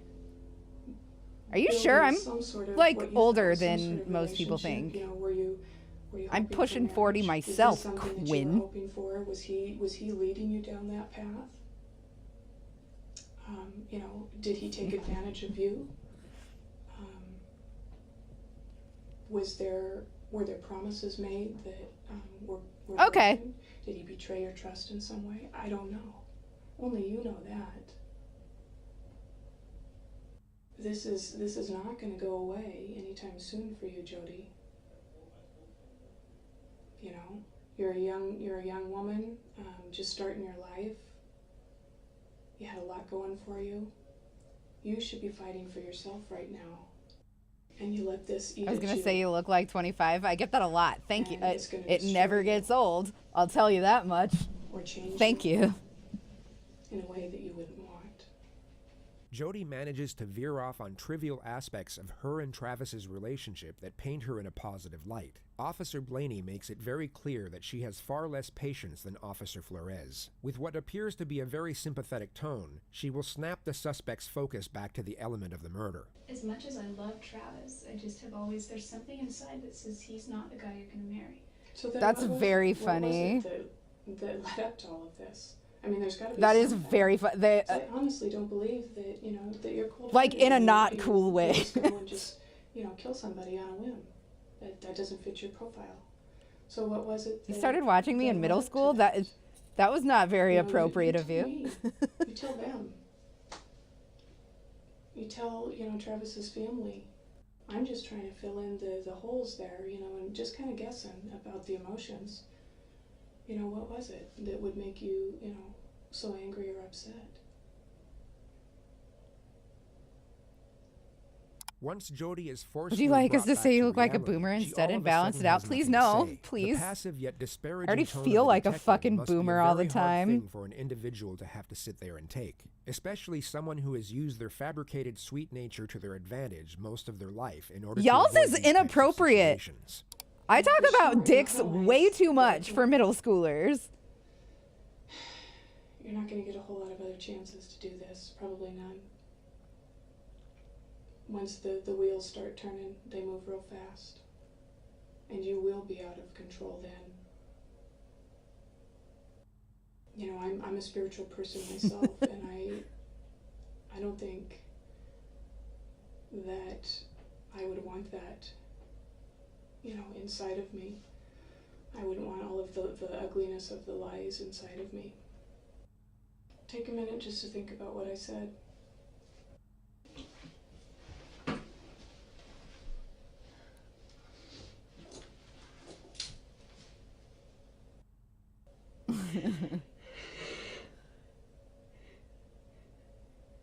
Jodi is clearly exhausted and terrified. She, at this moment, was being observed by both Detective Blaney and Detective Flores in another room, and they even contemplated having Detective Flores enter at this moment. They ultimately decided against it, however, and Detective Blaney re-enters the room to maximize this state of dejection. The pressure will now be increased to a considerable degree.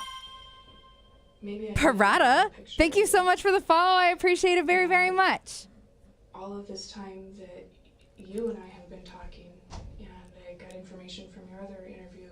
Please tell me that I did not fuck this up. We How? were talking about How did this get fucked insignificant up? things at this point. You're Oh, talking it didn't. about I'm the money, best. talking Never about mind. I'm the material best things. crocheter of all You're talking time. about everything but. I'm the best You're one. talking about Things that just people I care about. you're talking about everything but 7, 8, 9, 10, sick. bad you feel about Travis. You only respond. Actually, we can to take my these bottom questions. ones off now. If I murdered Specifically Travis, about I would be Travis. very remorseful. I think that I've gotten the wrong picture of you. I think that, you know, maybe I was wrong. Maybe you are that cold-blooded person that they're trying to portray. And, I'm just really confused. At this point, maybe you're right. Maybe there isn't anything that you can do to help yourself. Maybe I was wrong. Maybe you're not as intelligent as I thought you were. Don't ever be sorry. Real life always comes Maybe first, I was Kyle. wrong. It's so okay. It is so okay, I bud. don't know what else to do for you here, Jodi. I'm kind Did of I at the end just of my rope. like an You're idiot? not going to get a whole lot of people that are trying to help you out. I along the totally way, did. beyond Oh, this no. point. And what I'm hearing is somebody who doesn't give a rip about what happened. I'm hearing somebody that's Oh, worried wait. about Yeah, we're supposed to be money, doing fucking single your crochets. I'm a big dumb appearance, dumb. everything Okay. about you. I don't hear Please disregard the anything best about crocheter Travis comment. unless Please you're disregard that. specifically I'm the asked. worst, as a matter of How fact. do you think that looks? Listen, 1, 2, I 3, don't 4, care so 5, No, you listen. 7, 8. You are not grasping the reality here, Jodi. You are acting 9. like the person that I portrayed, the ugly, 10. cold-blooded Let's do one more so that it's murderer. Every easier time Jodi to breaks down, mark. the detective immediately focuses Just on give Travis's ourselves some family. room She here. makes it abundantly clear that she has absolutely no sympathy for the suspect despite her best efforts. So either no Now, shit, Travis she's is dumber than you really thought, or struggling your with opinion of her why. intelligence was And already maybe pretty one thing rock that gives bottom. them Yeah. closure. They may never like you, but I think Helpless that they would be lunatics with appreciative fireballs? Oh of no. why their son's life was taken. Have I fun, know Pete. if it was my child. I that's wish you what I many would want. crits. And I know that you're not a mother, but all women have those mothering instincts within them. And I think that you can understand that, what I'm saying. Love your Was sexist basically- bullshit, lady cop.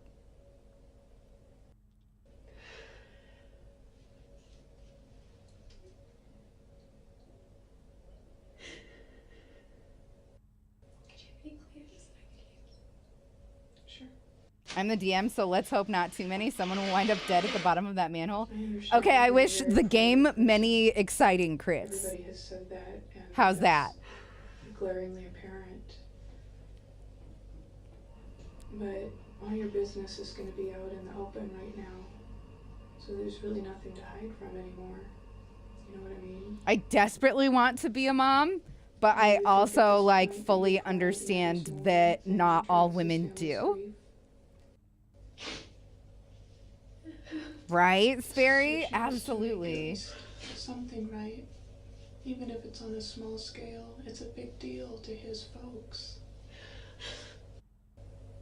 This is your opportunity to make right on some of your selfishness. Make her face that she has character flaws. Yeah. Everyone keeps saying whoever did this was so angry. Then what were you?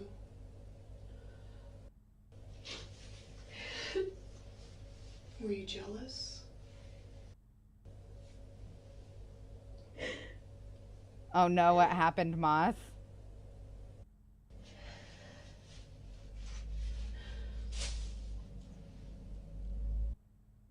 Was he expecting you to come over that day?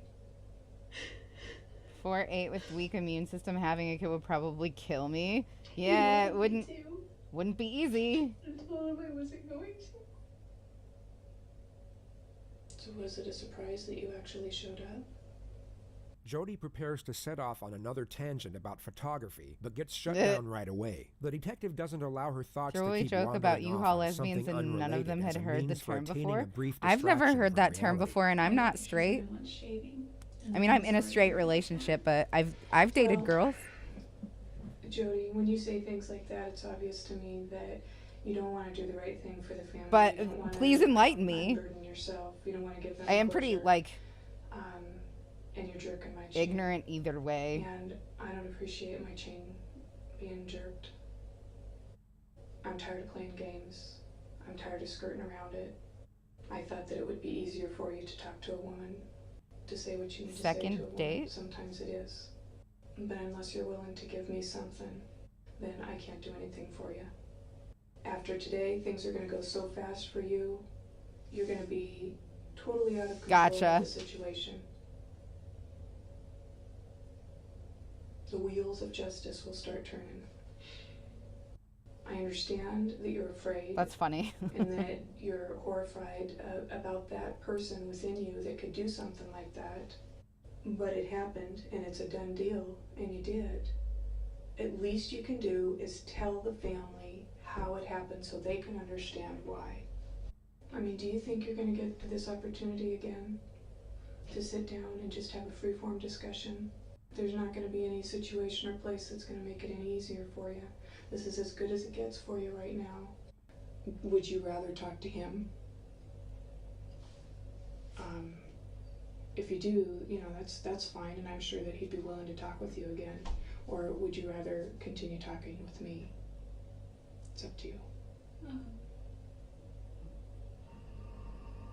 I don't really have a preference, I guess. I don't know what it is that's going on inside your head right now. I don't know whether you're weighing the odds, you know, trying to figure out how you can save your own skin here. Don't you think that it's going to make just a little bit of difference inside yourself as far as that closure goes, if you know that the family at least has something? And if you're not going to do that today with me right now, I'm just going to send you back across the street. Because we've been in here for a while. And I don't have, you know, the entire day. Okay, Quinn. I guess my patients are running a little Got a book in the mail for my collection. And if you think you're The feeling Grimoire of grief Pope over this whole Honori. incident, I've never heard of that before. What is it? think about how they feel. For once, think about somebody else. And if you want to talk to Detective Flores as opposed to me, you know, you can do that. Like I said, I thought it would be easier for you to talk to a woman. I kind of do want to talk to him because he has been in contact with with Travis's family a lot. Okay. I don't know if that would make any difference, but I know that he already talks to them on a regular basis. Yeah, and I'm sure that, you know, he has somewhat of a relationship with them. So I'll go see if he's... Yeah, I'm not trying to stall or anything, but I've got to go to the bathroom again. Can we go? Yeah. Hey. Well, Rachel called me and told me that you wanted to talk to me. Are you doing okay? It doesn't matter how I'm doing. It does to me. Thank you, but it doesn't matter. What matters is how his family is doing. I told you yesterday I've been doing this for a long time, and you're absolutely right. You know, the person's family who was hurt, they're obviously hurting. But there's a second family that hurts as well. And in this case, it's your family. The objective of good cop, bad cop seems to have worked. A higher level of trust and rapport seems to now be established. Jodi pours out her emotion as the detective offers a sympathetic and understanding tone. But then something very interesting happens. Once she composes herself, she for some reason requests to see the photos of Travis. Not before, but after he was murdered. Many could think she is attempting to gain some sort of depraved satisfaction from seeing them. Yet going off how the rest of this interrogation plays out, it's more likely that she is trying to gather information, or at least confirm something in the photographs before she amends her new narrative. This is more of a selfish reason. I think it might give me Some sense of closure. I know it's kind of morbid. I don't even think I really deserve closure. What is it you want to know about the photos? Do you want to see the room? Do you want to see the bathroom, or do you want to see him, or is it the photos before it happened that you want to see? I think the photos of after everything. Oh, golly. Okay. I won't show you those. Is there any that you can? No. I can't do that. Should have denied it a little longer, Jodi. They would have done good cop, bad cop again and put it in your face. He wasn't the same person. So that's why I don't want to show you photos. Oh, The time to detective attempts to hydrate. get the Don't mind if I dialogue do. flowing Thanks in for a looking out subtle for me, manner. Catalan. Yet he's given the silent treatment anytime he poses an incriminating question. Jodi knows exactly what she can and can't say with respect to her own preservation. Her internal self is far more calculated That's very than the cool, naive Oz. exterior she continuously I also portrays. like So dark when were you there materials. today? Please tell me. Did you just miss him? Should I be looking for somebody else?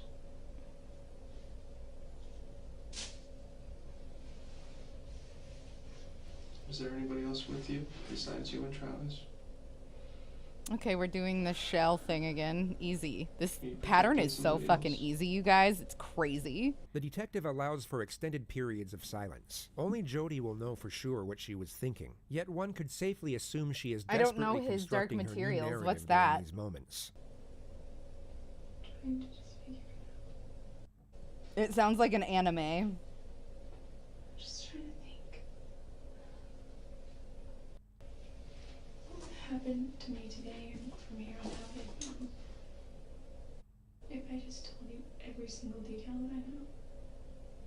And I gave you a confession? Nothing else changes. It just speeds up the process.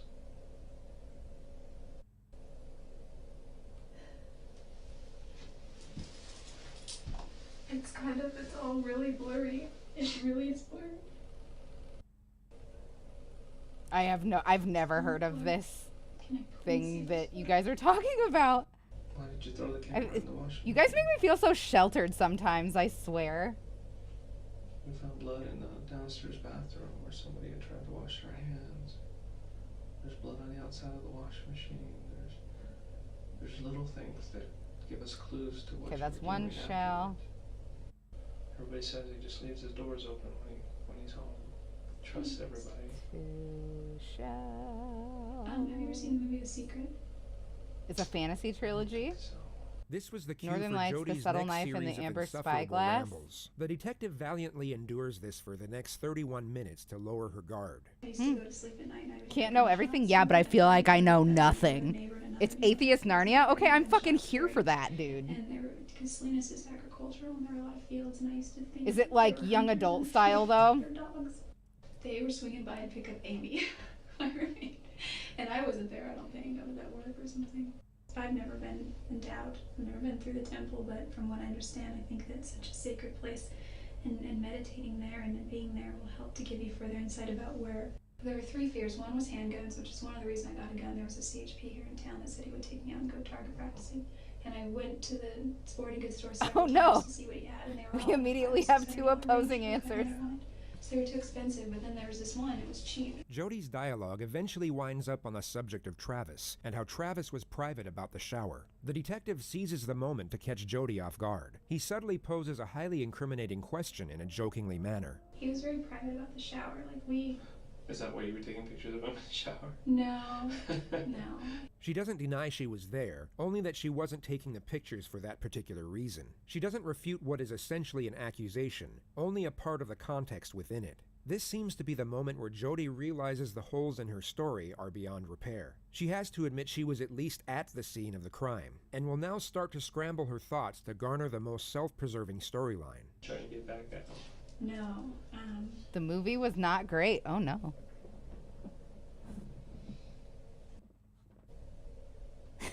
Matt. What went wrong? Did he say something to you?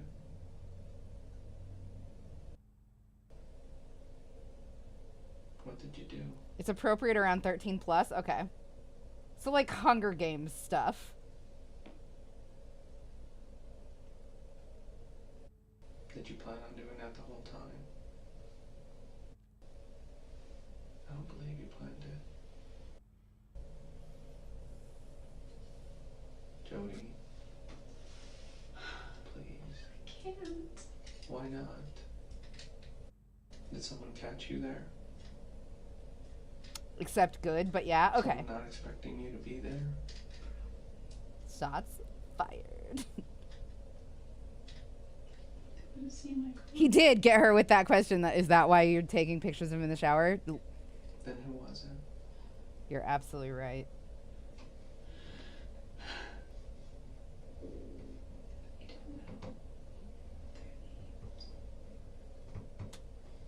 Listen, I can tell you. I can tell you everything that I know or that I remember. Okay. What do you remember? Is there any way I can see those pictures? No, not right now. Can I see them soon? I will. You know. You need to start letting me know what happened. Okay. You're telling me that some other people were there. He was kneeling down in the shower. I don't remember him. If this is his shower and the sink is over here, I was like right here taking pictures. And I don't really know what happened after that. Exactly. Except I think he was shot. 1, 2, 3, Where 4, were you? 5, 6, 7, 8. We're already a fifth of the way through this If fucking is his shower, row. I'm just Nice. sitting here. I was like, well, if this is his shower, I'm sitting here. I was like right here on my knees, and his bathtub was right here, and I was taking him here, and I was just going through the pictures, and I heard this loud ring.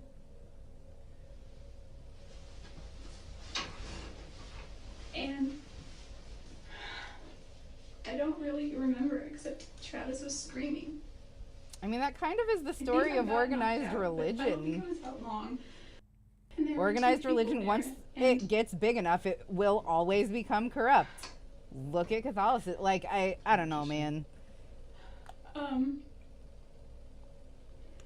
Religion is a hell of a drug. I remember putting my hand on his back because he was on all four of his knees.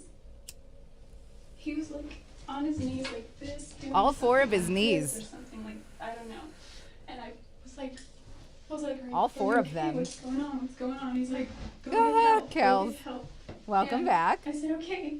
And I turned around. There were two people there. One was a guy and one was a girl. Make sure you're drinking water. I couldn't tell that at first, but you could just see one. 5 was a girl, Trulies and would I assumed the destroy other me. was their build. And then We're dealing with some kind of Slender Man Travis was boyfriend. screaming the whole time. He's a monster. He wasn't screaming like a girl. He was just like, I would have probably He shot a was person in the face that has 4 knees also. you know. I'd be like, What happened, demon. Jodi? What did you see?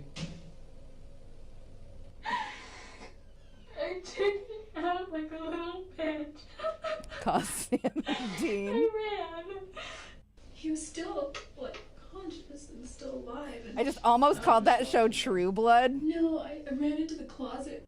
And he That's saw very me. funny. I'm an idiot. He didn't touch me. He was just It's supernatural, held the gun to right? my head, and he was like, "You don't." These kind of freak me out, not gonna lie, if there's too many of them. Like, I mean, Well, the other girl to finish it, I didn't see. He told me to stay there and not to move.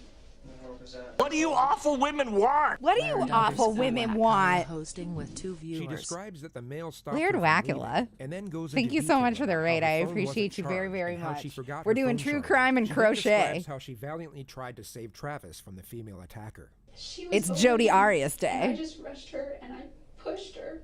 In the next moment, she will state that the assailant comes back when she never went anywhere to begin with. I got Travis and he wasn't like standing up really. He wasn't really doing much, and he was. Look, I have thoughts of I the was True trying Blood to show, get but the him. scene when Eric's drunk off fairy blood in the river will never not And make me crack up. she I don't came know. back. I did We not got watch him enough kind of it. far, I like right here. She came back. I have a He really was hard starting to time get with weaker. shows that exist only to And have that's how gratuitous she got in. sex scenes with many beautiful people. And Like, she said that they needed to. I just have a hard time watching it. do Not Me too. Because, okay. I have no problems watching them when I'm horny, it was there. And he was like, but when I want to watch something "That's not good, why we're here." I can't watch a like True Blood. I can't get behind it.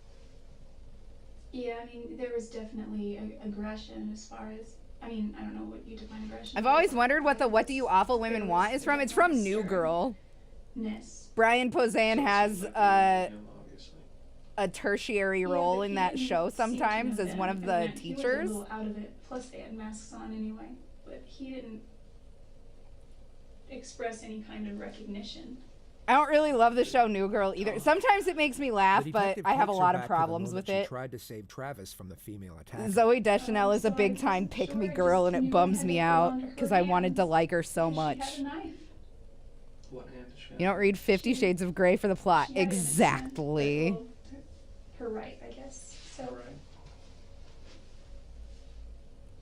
They did do some interesting changes with just that said, one "Come really on, ancient come on." vampire that wanted to die. Huh. But I didn't care. Just Yeah, I come don't on. read 50 He was Shades, like, "I can't." period, either. Come on. Like, He's "I can't straight feel up. my legs."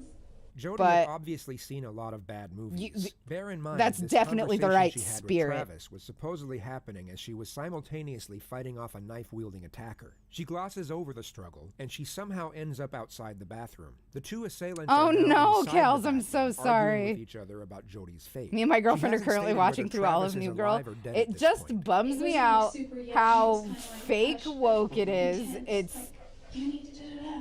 it's a Shut bummer. up. I will say that there are funny parts, Things like that. and The male assailant the then acting takes in it is Jodi's very registration good. Out of her wallet I and just- looks at her address. Have a big problem with Zoe Deschanel. It sucks. Emily Deschanel should have been the famous one. She's incredible. Say anything. But also, I feel like that is my To pressure from society to pit women against each other, which is also fucking uncool of me. At that point, See you later, Anna. Have a good he night. said, It's good to see you. "You need to leave. And don't you call anybody. And don't you say anything. He's all, I'm giving you one chance." And she said she's gonna rat us out. Oh, I love it when they finally fucking He's like, "You give go it for the Hail Jodi Marys. then leaves in her car. She of course doesn't mention the fact that she then left Travis a voicemail to give herself an alibi for not being there. I was really scared. I was really freaked out of my mind. Okay. I don't believe you. I came in here hoping that you would tell me the truth. And this is not the truth, Jodi. This is all I know. Does not make any sense. I feel responsible because I feel that I could have done more. I feel that I should have gotten help. I feel I never watched all of Bones, but I do remember thinking that Should've Emily been Deschanel stronger. is a fucking You feel queen, and we responsible should all because stand you did her. this. I did not kill Jodi, you Travis. did. You did. And there's nothing you can say that'll change my mind at this point. This is an elaborate story which does not make any sense. I've done this for a long time. And this is the most far-fetched story I've ever heard. And it's not going to help you. Is that how you want to leave this? I just don't want my family to get hurt. There is a reason why you did this. Okay, I was gonna try to make it to the end, but I can't. I have to pee so bad. There's still 45 minutes left of this. Y'all, we're gonna take a quick commercial break. Also, Twitch yells at partners if they don't run enough ad breaks, so I gotta do that. I have to do it. I'm sorry. I love you. I'm sorry. Hang tight. We'll be right back.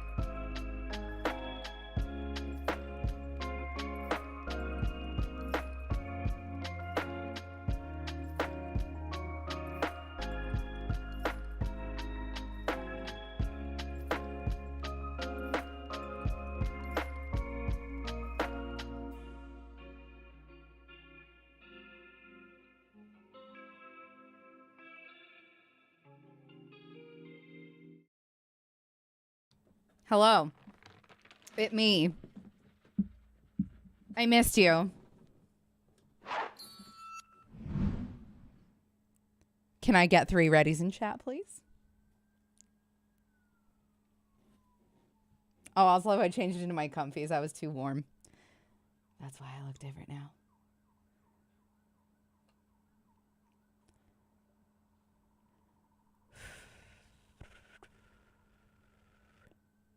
Thank you, thank you. Excellent. Now, if I could just get one of you to convince my computer to cooperate. Excellent. Maybe because you are cold and calculated. There's no reason somebody Supanju Babu. I have no idea, but that is so fun to say. What is my motive? Jealousy, anger, fear, if you're being alone, angry at him for not keeping you in his life. I don't know. That's why I'm trying to figure it out. There are so many motives with you.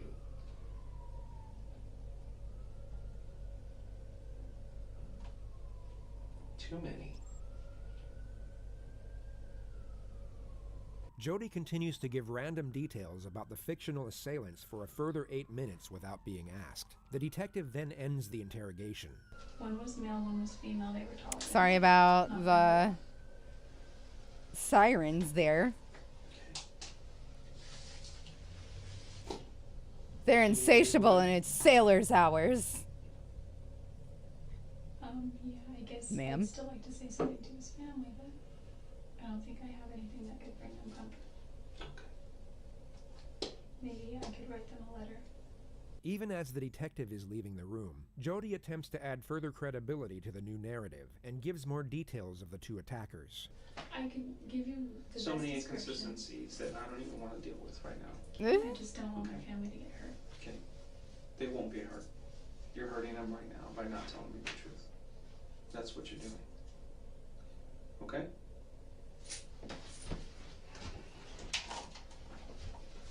Hello, Delarge. How are you?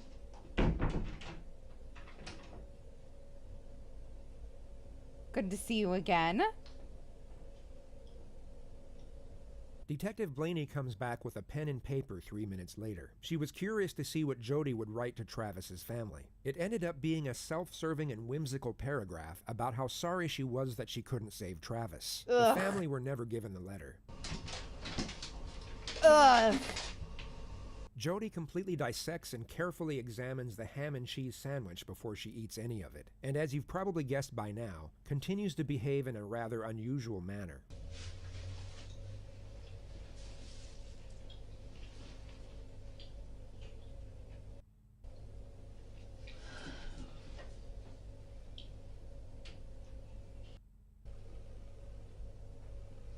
Finally have time to crochet again. Excellent. Okay. Happy to hear that. You ready to go? I think so. I guess that's really all I needed. Sorry. Don't roll the tape yet. Why was he a good traveling companion? Oh, he was a great traveling companion for many reasons. Traveling with Travis was kind of like traveling with your own personal comedian or serenader. Jodi not only stuck with her story about the assassination squad, she doubled down and agreed to every media request that came her way. She also stuck with a soft-spoken, sweet-natured, Jesus-loving character that wouldn't hurt spiders, let alone human beings. But she once again fails to realize this fake disposition doesn't match the situation whatsoever. If Yeah, you were I'm not a sitting in fan of it, squalid Delarge. jail, I'm so wrongfully sorry accused to of hear murder, that you've and as a had to do result an facing abundance life of in it. prison or even the death penalty, you wouldn't be acting like this. She's trying to come across as the innocent girl next door, but she just looks like a terrifying lunatic. To know that he was stabbed some 27 times and shot once in the left cheek. Who could have done this to him? I don't know. Who do you think killed him? I have no idea. Jodi, you're pretty calm sitting here. How are you managing to stay so calm? Through my faith and through the knowledge of my own innocence. That's the only thing. I would be shaking in my boots right now if I had to answer to God for such a heinous crime. Jodi Arias killed Travis Alexander. There is no question about it. Looks like she pulled together This is those Jodi's eyebrows. defense team, and what you just saw was the very beginning of their opening statement on the first day of her trial. The date is January 2nd, 2013. Exactly 4 years, 6 months, and 2 days after Travis was murdered. The million-dollar question is what would have forced her to do it? They must have figured the assassination story wouldn't go down well with a jury, especially when confronted with the many steps Jodi took to get away with the murder. So the narrative has now changed for a third time, and the defense have to come up with a plausible explanation for Jodi's trail of deception. You were gonna The roast hole your she eyebrows? dug Yeah, they herself were into was bad. exceptionally deep, and her attorneys are now crafting Listen, a I do rope to not pull her like out. blowing out the flames of other women because I stand my strong queens, but Was scared. if you're gonna be a fucking murderer, you need to have good eyebrows or I'm gonna roast them, okay? She had absolutely no experience with police interrogation before. You don't say. And so when they talked to her, she wasn't always truthful. Her fear and her panic about what had happened led her to tell different stories. Throughout this trial, you will learn more about Jodi Arias.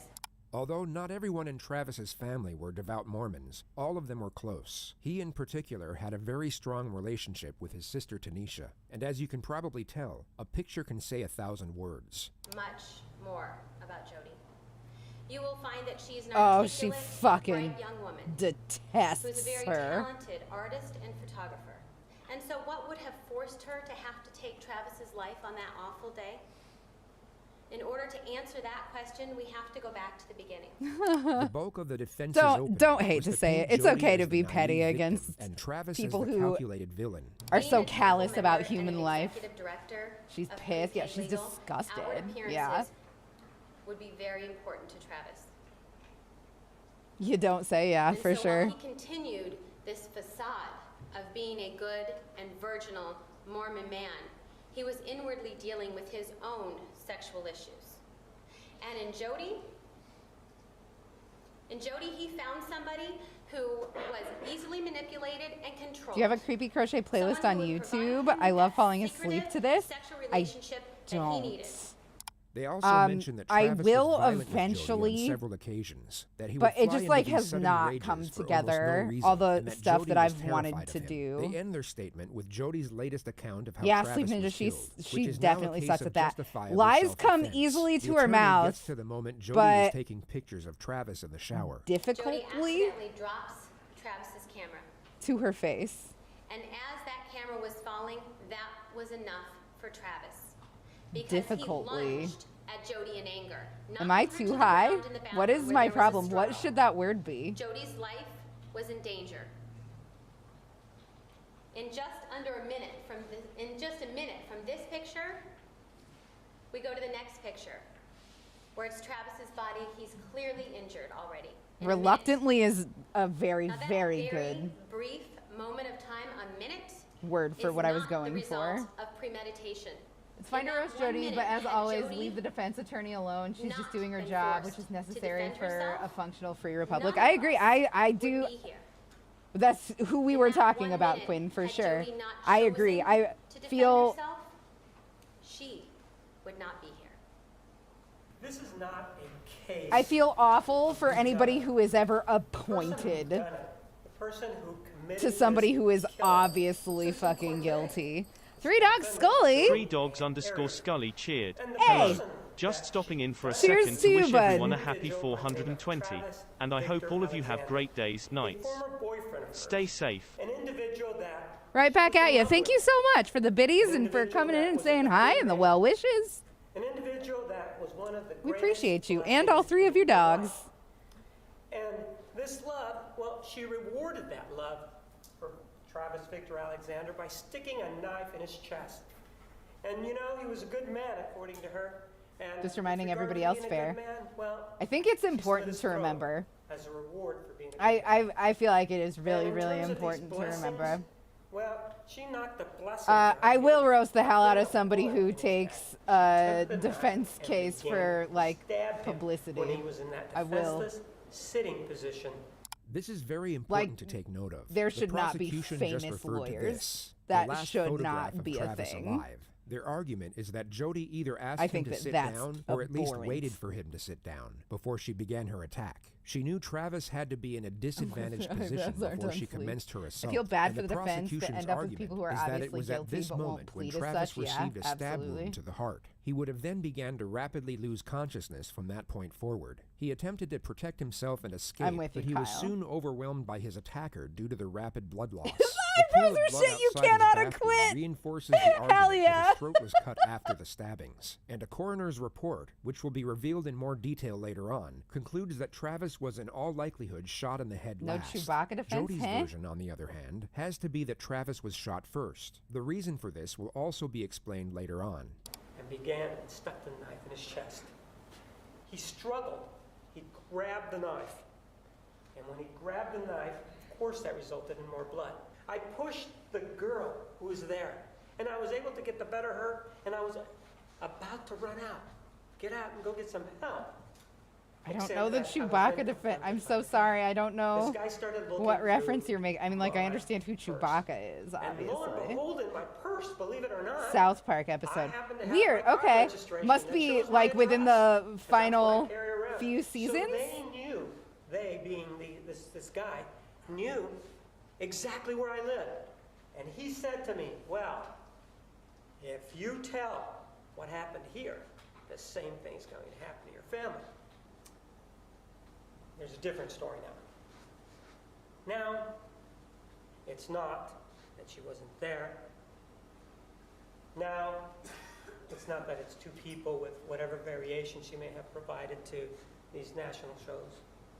Now, she admits it. It was her. She's the person who actually did this. And even though she says that, she still has a view as to the evidence.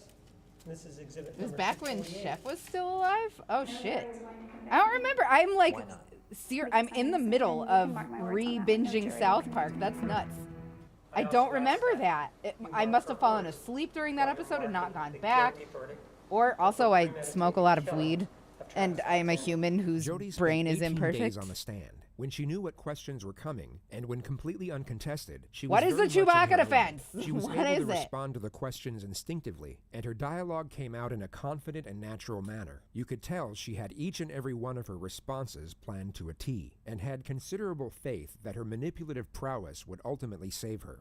I don't know why, but they were Spider-Man, and The one where he gets At this sued point by in the trial, record the label. defense had already detailed how Travis was physically abusive, I do sexually not overbearing, remember and these. deep-seated pedophile. Jodi stated that she caught him on his computer looking at images of children, and that Travis had even asked her to wear Spider-Man underwear during sex. The next segment is Jodi's supposed theory as to why Travis had such a request.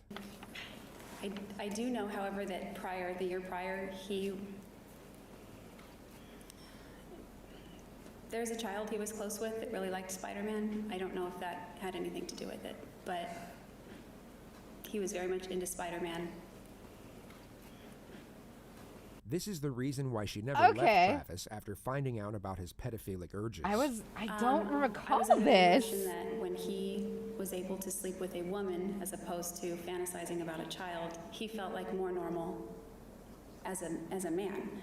So also I had seen prior to this incident many beautiful qualities about him and good qualities about him and things that were attractive about him. And I believed that this incident was a negative part of himself that he didn't want to foster, or that he was fighting or struggling against, and that he ultimately wanted to eradicate.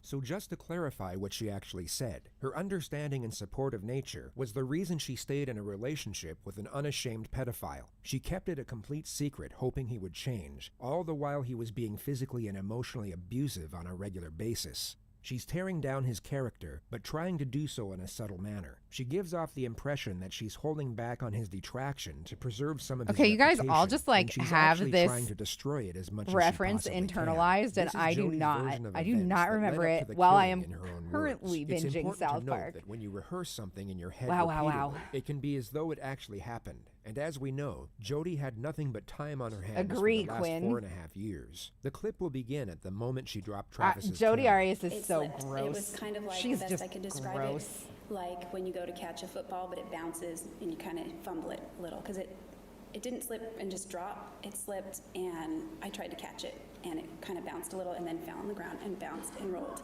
onto the tile. It fell first on the mat, then it rolled right onto the tile. The mat isn't very big. It's just kind of right outside the shower. At that point, he got very angry and he stepped out of the shower.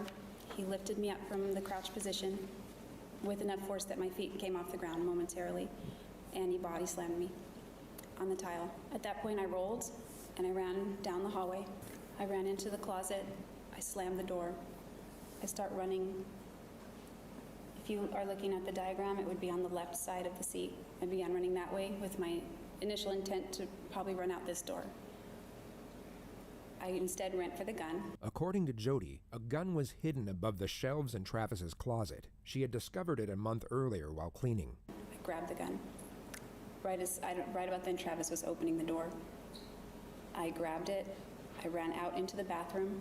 He ran, I believe, straight toward the door as well. At that point, I had run out of the bathroom, and I turned, and I just wanted him to stop, so I pointed the gun at him, hoping that that would just make him halt, and it didn't. Instead, he lunged at me right around the time that the gun went off, and I didn't mean for it to go off. This is why her version has to be that Travis was shot first. According to her, it was all an accident. There was no intention to actually kill, and Travis's death was the unintended result of his own senseless aggression. So you might be wondering how she can explain the 27 stab wounds and the laceration to his throat. We fell with pretty good force down in the corner, near 15, but not quite that close. It was kind of near the sink, kind of, sort of that area. And he fell kind of on top of me, but to my right. I didn't want him to get on top of me.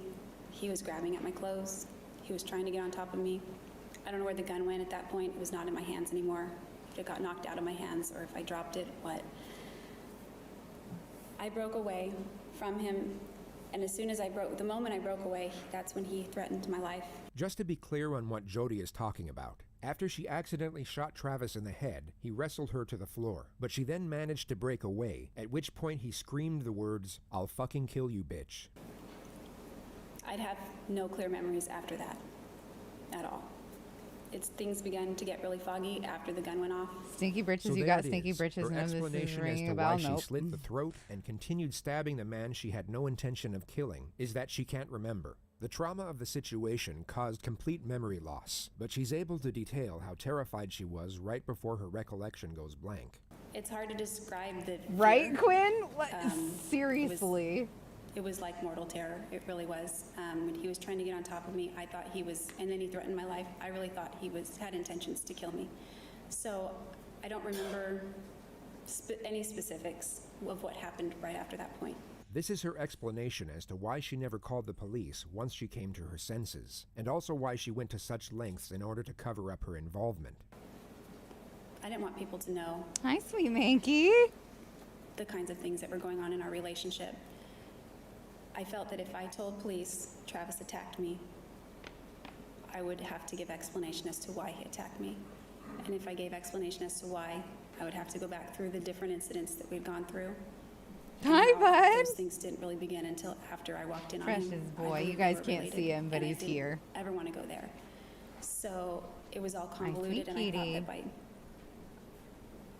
saying that would open the door to that, to that, to that. And I didn't want You're so to de-edify him. So just to abbreviate what she said, it was all to protect Travis's reputation. She asserts that she was so upset by the event that she became suicidal, and would detail 4 different occurrences in which she tried, but ultimately failed to kill herself. The first attempt was intended to be by self-inflicted gunshot, and Jodi connects it to the registered gun police found in her Kool-Aid. bedroom after the arrest. I was going to wait until I left Wairika and got to the Salinas or Monterey area so that it didn't happen right in my family's own backyard, so to speak.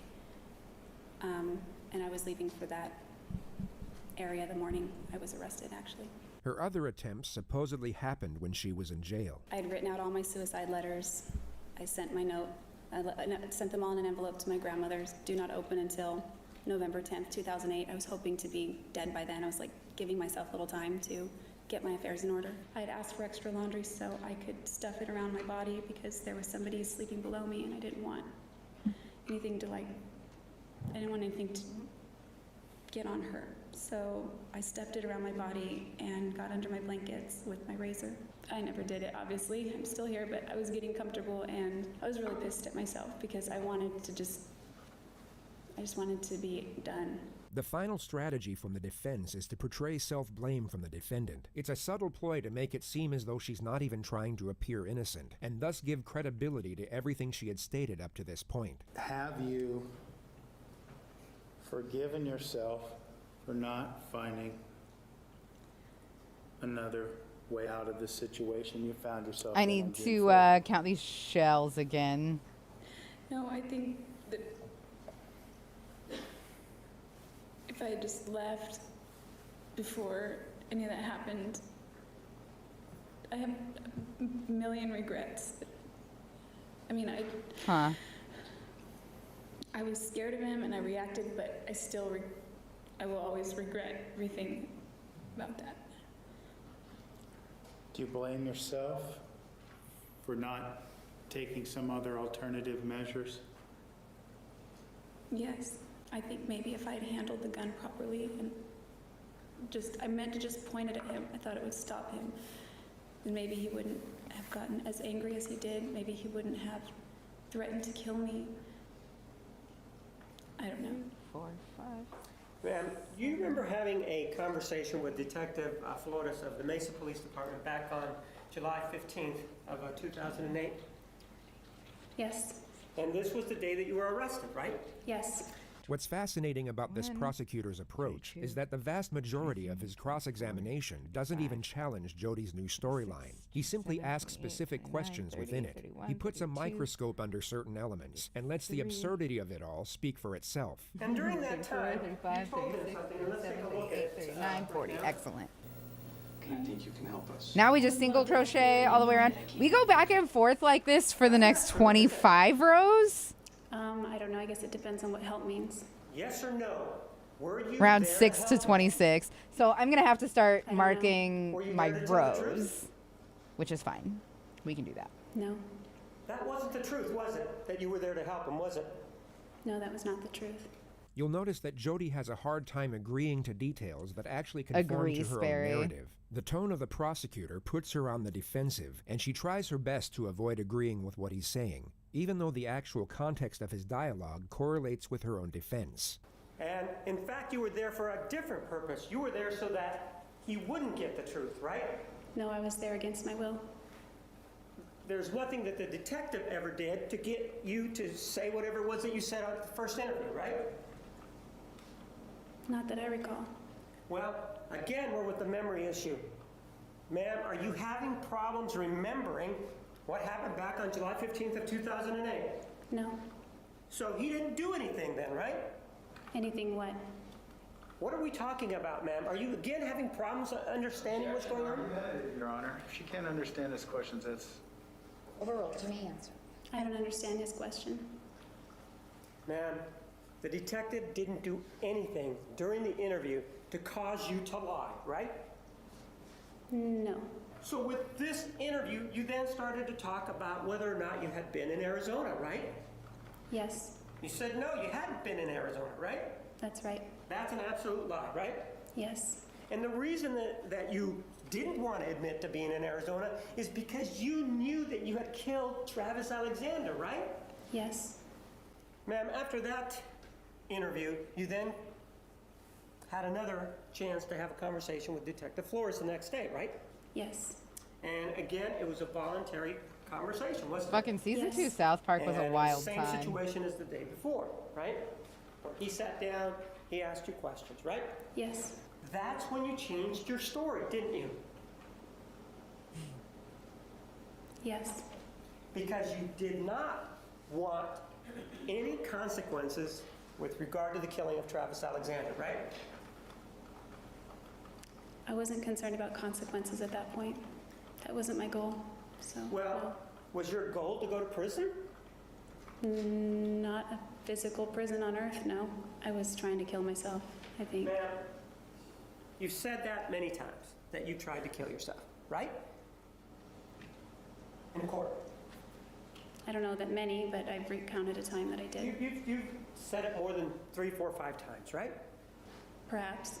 It's very interesting to see which questions she tries to avoid, or which statements she outright refuses to concur with. Her suicidal tendencies were such a huge part of her own testimony, yet she just can't bring herself to agree with what was a very straightforward question from the prosecutor. The amount of times she spoke about suicide should be of no concern, unless, of course, she had an agenda behind it. When a specific topic such as this gets brought up, she all of a sudden becomes highly cautious in how she responds. Cross-examination on the actual killing started on day 39. At this moment, Jodi has already explained that she dropped the camera, was body slammed by Travis, rolled away, and had just ran into the closet to get the gun. So then you just said that you were going over to the closet area to get the gun, right?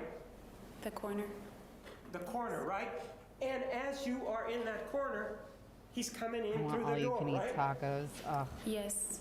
But man, this is a very small closet, isn't it? No, it's bigger than the cell that I live in. It's bigger than what? It's bigger than the cell that I live in. It's not a small closet. Ma'am, we don't want to know where you live in. Do you understand that? I'm just using that as reference. It's not small. Do you understand? Did I ask you where you were living? No. We're clear, right? We do not want to know where you're living right now. You understand that? Okay, sorry. You run into the bathroom, don't you? Yes. You're in a hurry, right? This dude is a little cold. Away, right? I want him to not get close to me. Well, you want to get away. That's what's going on, right?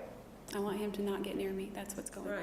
And so what you do then is, according to you, is you then go in here and then you pivot, right? Or turn around. Yes. You have the gun. Which hand do you have the gun in? Both. So you have it out like this with both hands outstretched? Yes. Correct? Yes. And so you have the gun outstretched and he's still not there yet. Hi, right? Victoria. Jodi Arias case. So he's at the door now, right? And according to you, he is on you when you shoot him, right? Not quite on me. I think the gun went off and then he impacted me right shortly after that. Yeah, he pets me backward a little bit too, Moth, for sure. He falls on top of you, right? He lunges at me like a linebacker. Jodi used this linebacker analogy a number of times throughout the trial. The prosecutor now asks her to give a visual example. It appeared to have no real tactical purpose, but it was certainly a welcome and somewhat comical distraction for the viewers at home amid the graphic testimony. As he was running... No, just show me. That's what I'm asking you to do, not talk. Show me. Show me the linebacker pose. He got down and... Well, show me the linebacker pose. That's what I'm asking for you to do. Okay. He went like that, and he turned his head and grabbed my waist. Just like that, correct? Pretty much. And he grabbed your waist, right? I can't say it's just like that, but that's what I remember. Well, no, just I want, without talking, just show me the pose. He got down like that. Like that? Yeah. All right, go ahead and have a seat then. After he came at you, ma'am, and he... Without talking, she really has a hard time with that instruction. We both went down. And he's still not dead, right? Definitely not. He's very angry. He's very angry, and this is seconds afterwards, right? Yes. Is he on all fours now? Flamin' hot Mountain Dew. He's on the side of me, grabbing at my clothes and grabbing at me. I've never even heard of Flamin' Hot Mountain. That is not real. I break away from him, and he screams out, "Fucking kill like you, a bitch." cinnamon soda? And then what do you do? I don't really remember. I just remember... I don't remember anything at that point, so I would be speculating. So you don't remember a single solitary thing after God, that, the right? junk food world is fucking crazy. The prosecutor for the next several hours would argue the improbability of that being the case. The memory loss caused by trauma would put Jodi's mind in a state of disorganized chaos. Wait a second, Yet her I did next 11 steps this were time, highly didn't I? calculated, as we all know. Even going by her own narrative, she knew exactly where to strike Travis with a knife in order to kill him. okay. She also cleaned down the crime scene and deleted the photos from Travis's camera.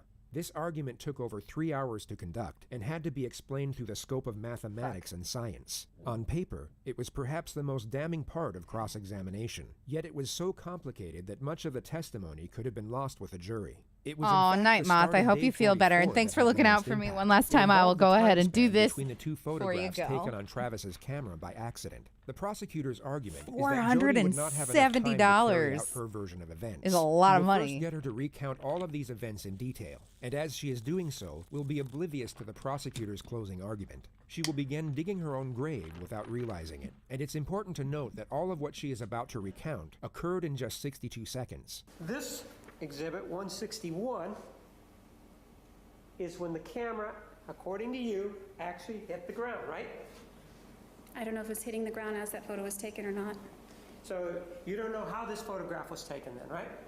It could have been when I was trying to catch it. I don't know.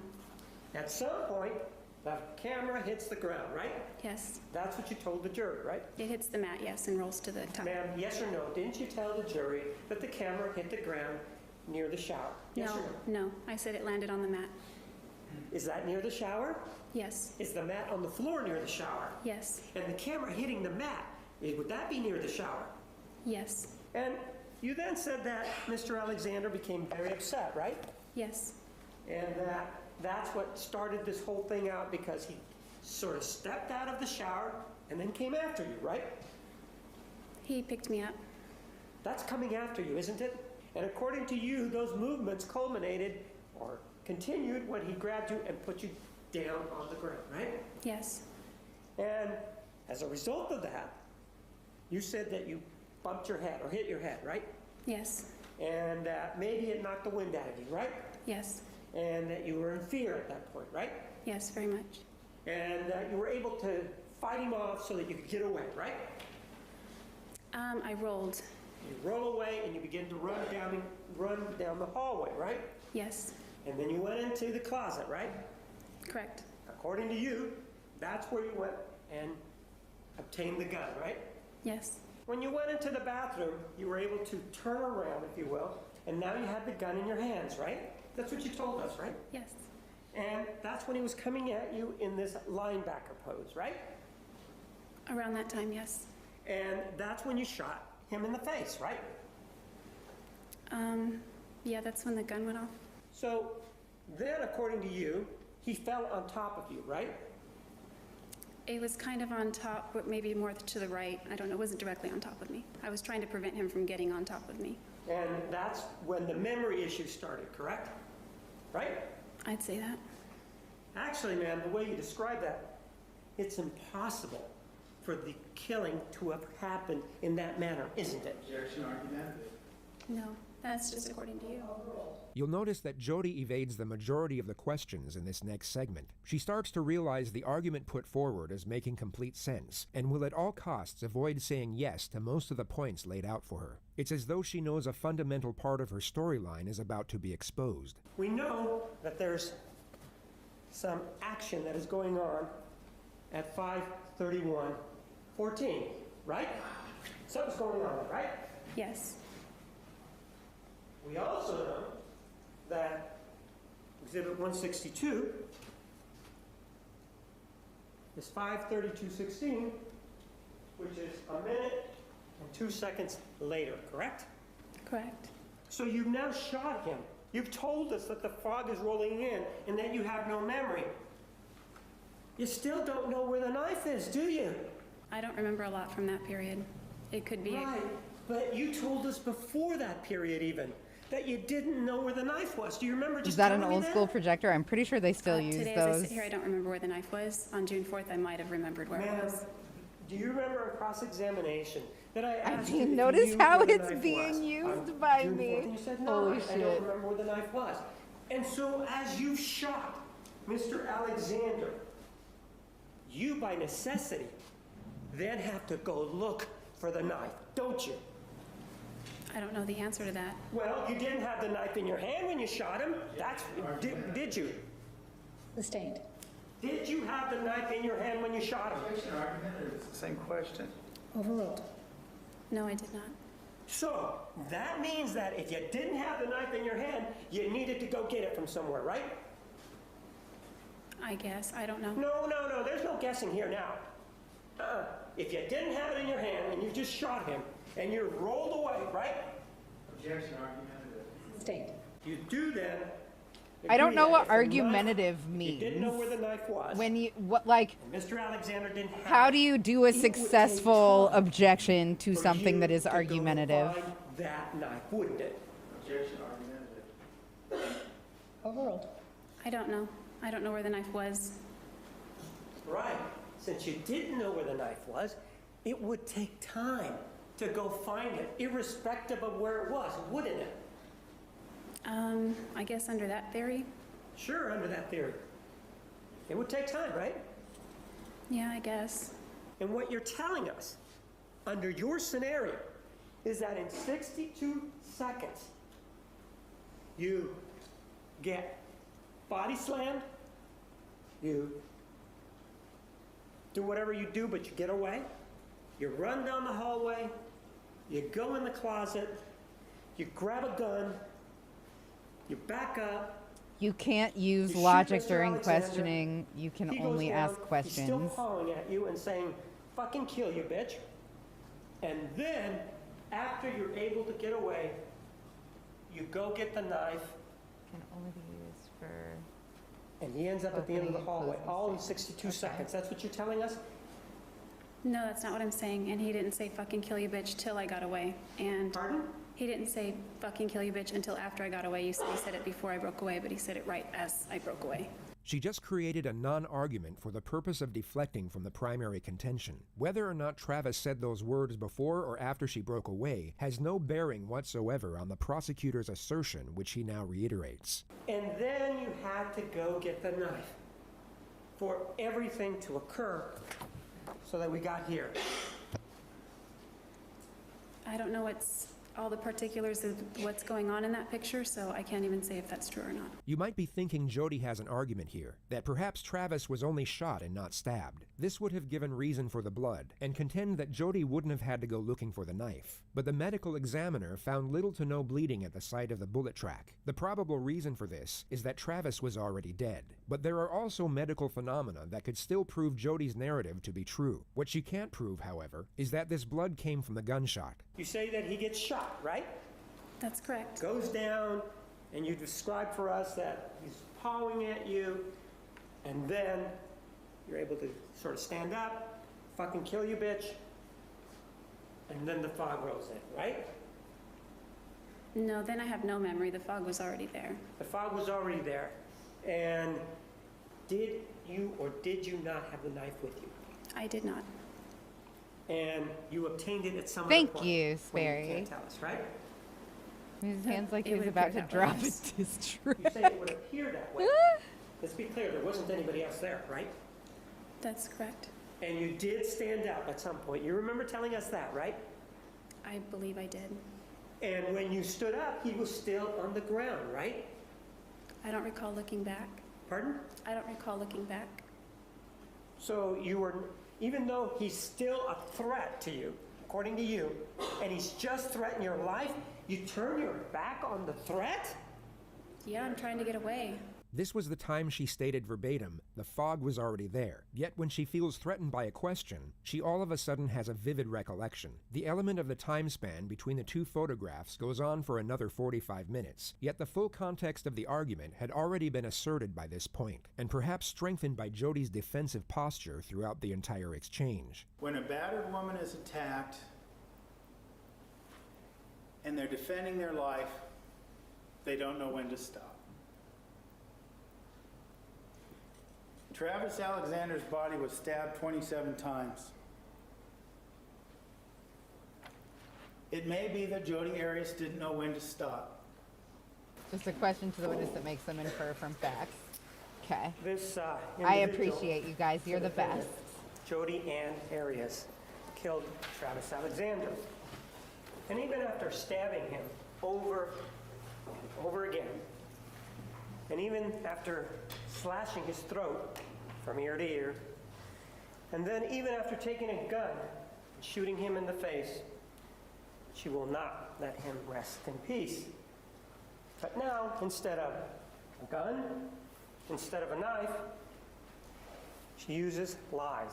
This is an individual who is manipulative.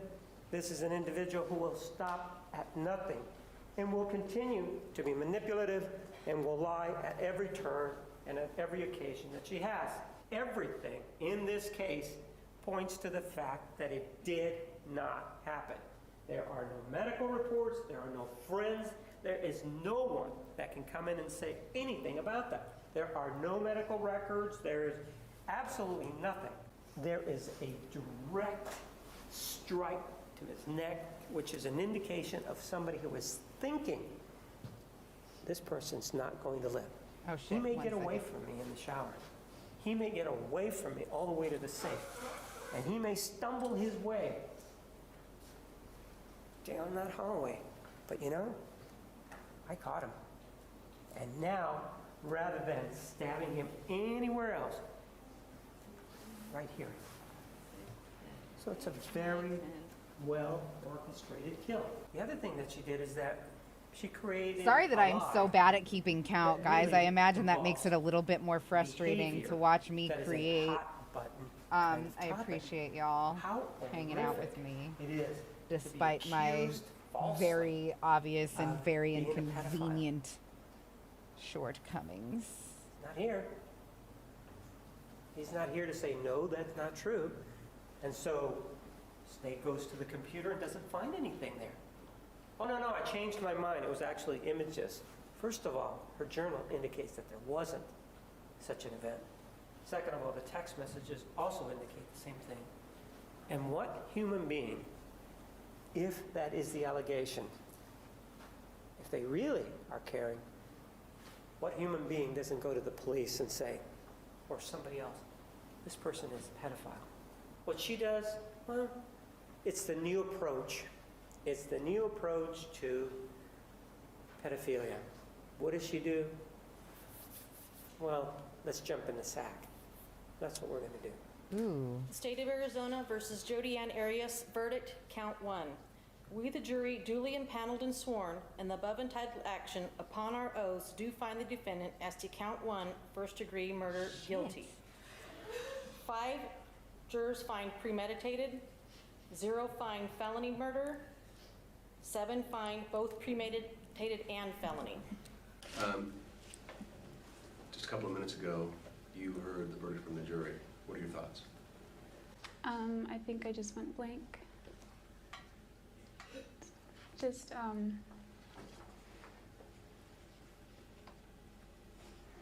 I don't know. I just feel Okay, I overwhelmed. appreciate you guys very much.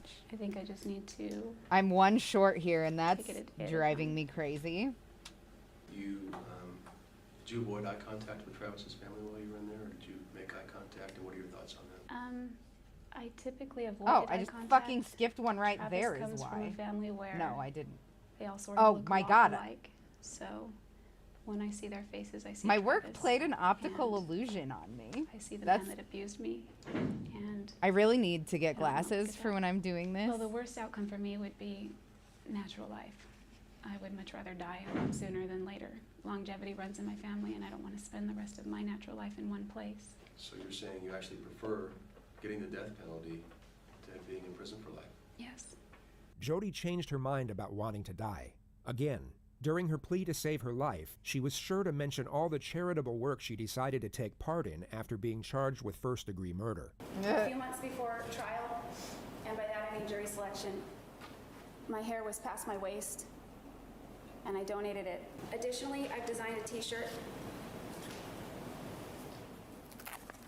This is the t-shirt, of which 100% of the proceeds go to support nonprofit organizations which also assist other victims of domestic violence. No! We can never get him back.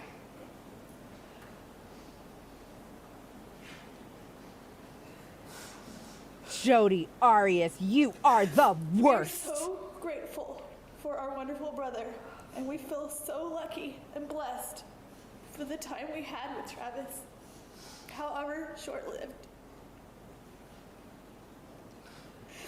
We would give anything to have him back. Anything. Thank you. You missed it? Okay, let me just, okay, hold on. All right, Doll Lover just got here. This is Jodi Arias. She murdered her lover and lied about it to the media, to the cops, to the media, to the court for a long, long time. And the lies that she told accused her murder victim of abusing her, which he definitely did emotionally, and I'm not gonna pretend that that's not true. But the way that she paints this is just sickening, okay? Anyway, she lied about his character in lots of terrible ways. And I'm just gonna replay this. She was sure to mention all the charitable work because those of you that missed it after being charged deserve to be able to see that and feel the balls, the audacity moment of that. And I donated it. Additionally, I've designed a t-shirt.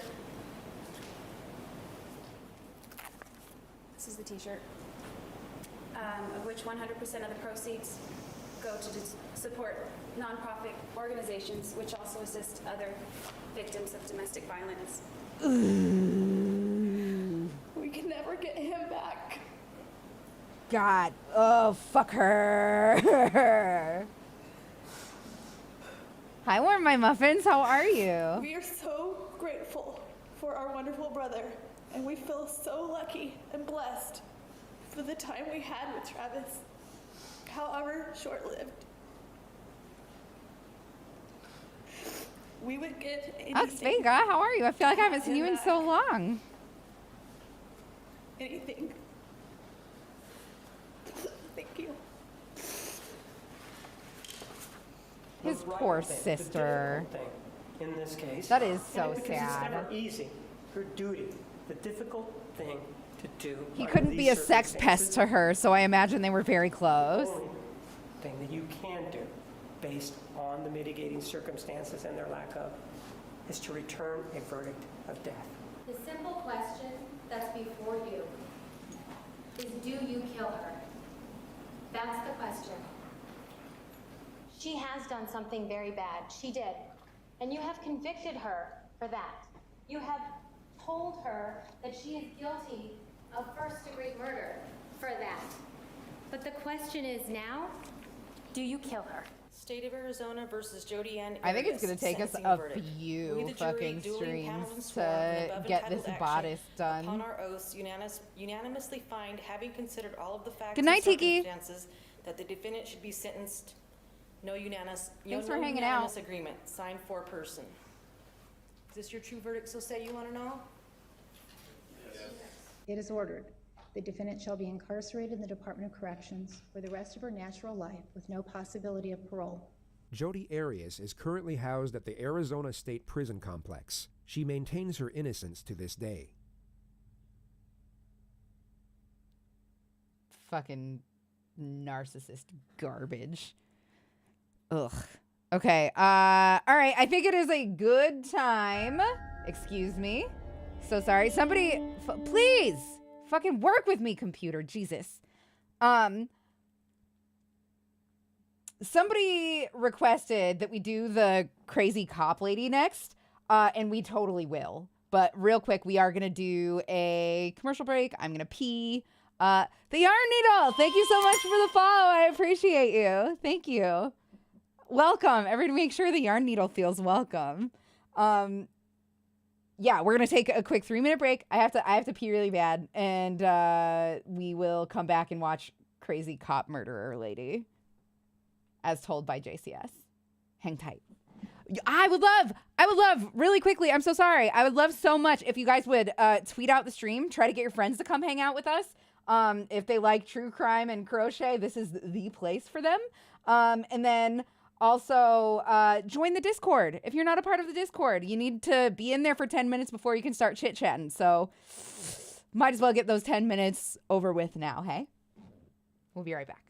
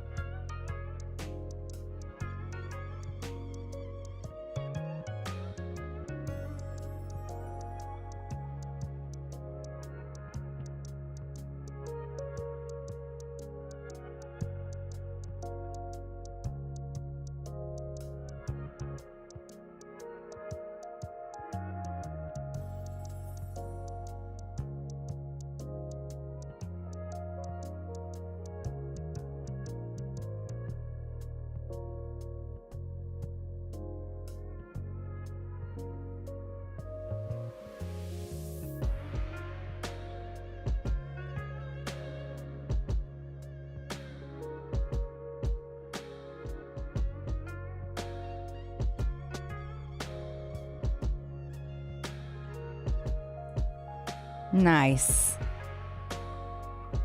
This music is a vibe. Yeah, I fucking love Harris Heller. You guys should 1,000,000% support Harris Heller. He is just a real dope dude. He is just a real nice guy who lets people use his stuff for free. He's amazing. We stan. All right. I have a little bit of back end things to do here because I'm unprofessional and didn't do it before now. In the year 1980. Stop it. Oh, it was on the side there. Welp. Anyway, videos. It's this lady, Stephanie Lazarus. Hell yeah. The detectives created a ruse. Okay, pause. Stop. Why? I really wish that it wouldn't autoplay. I really wish YouTube wouldn't autoplay. I really wish. Anyway, sorry.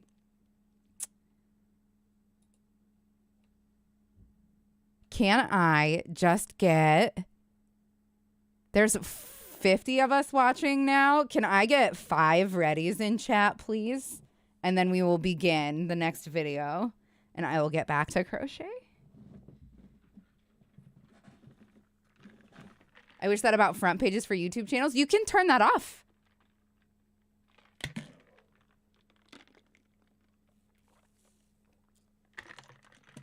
Sick. Thanks, guys. Okay. I will unpause it and we will get to work. The detectives created a ruse, inviting Stephanie to come in and advise them on a case involving stolen art. Knowing they were dealing with one of their own, they rehearsed and prepared for the interview more than anything they had done before. Their plan of attack was to keep the conversation as casual as possible for as long as possible, and carefully waited for the key moments to initiate the confrontation. I think we're all right now. Hey, great. Hi. Stars, nice to meet you. You guys. How's it going? Good. Just milling around. Well, have a seat.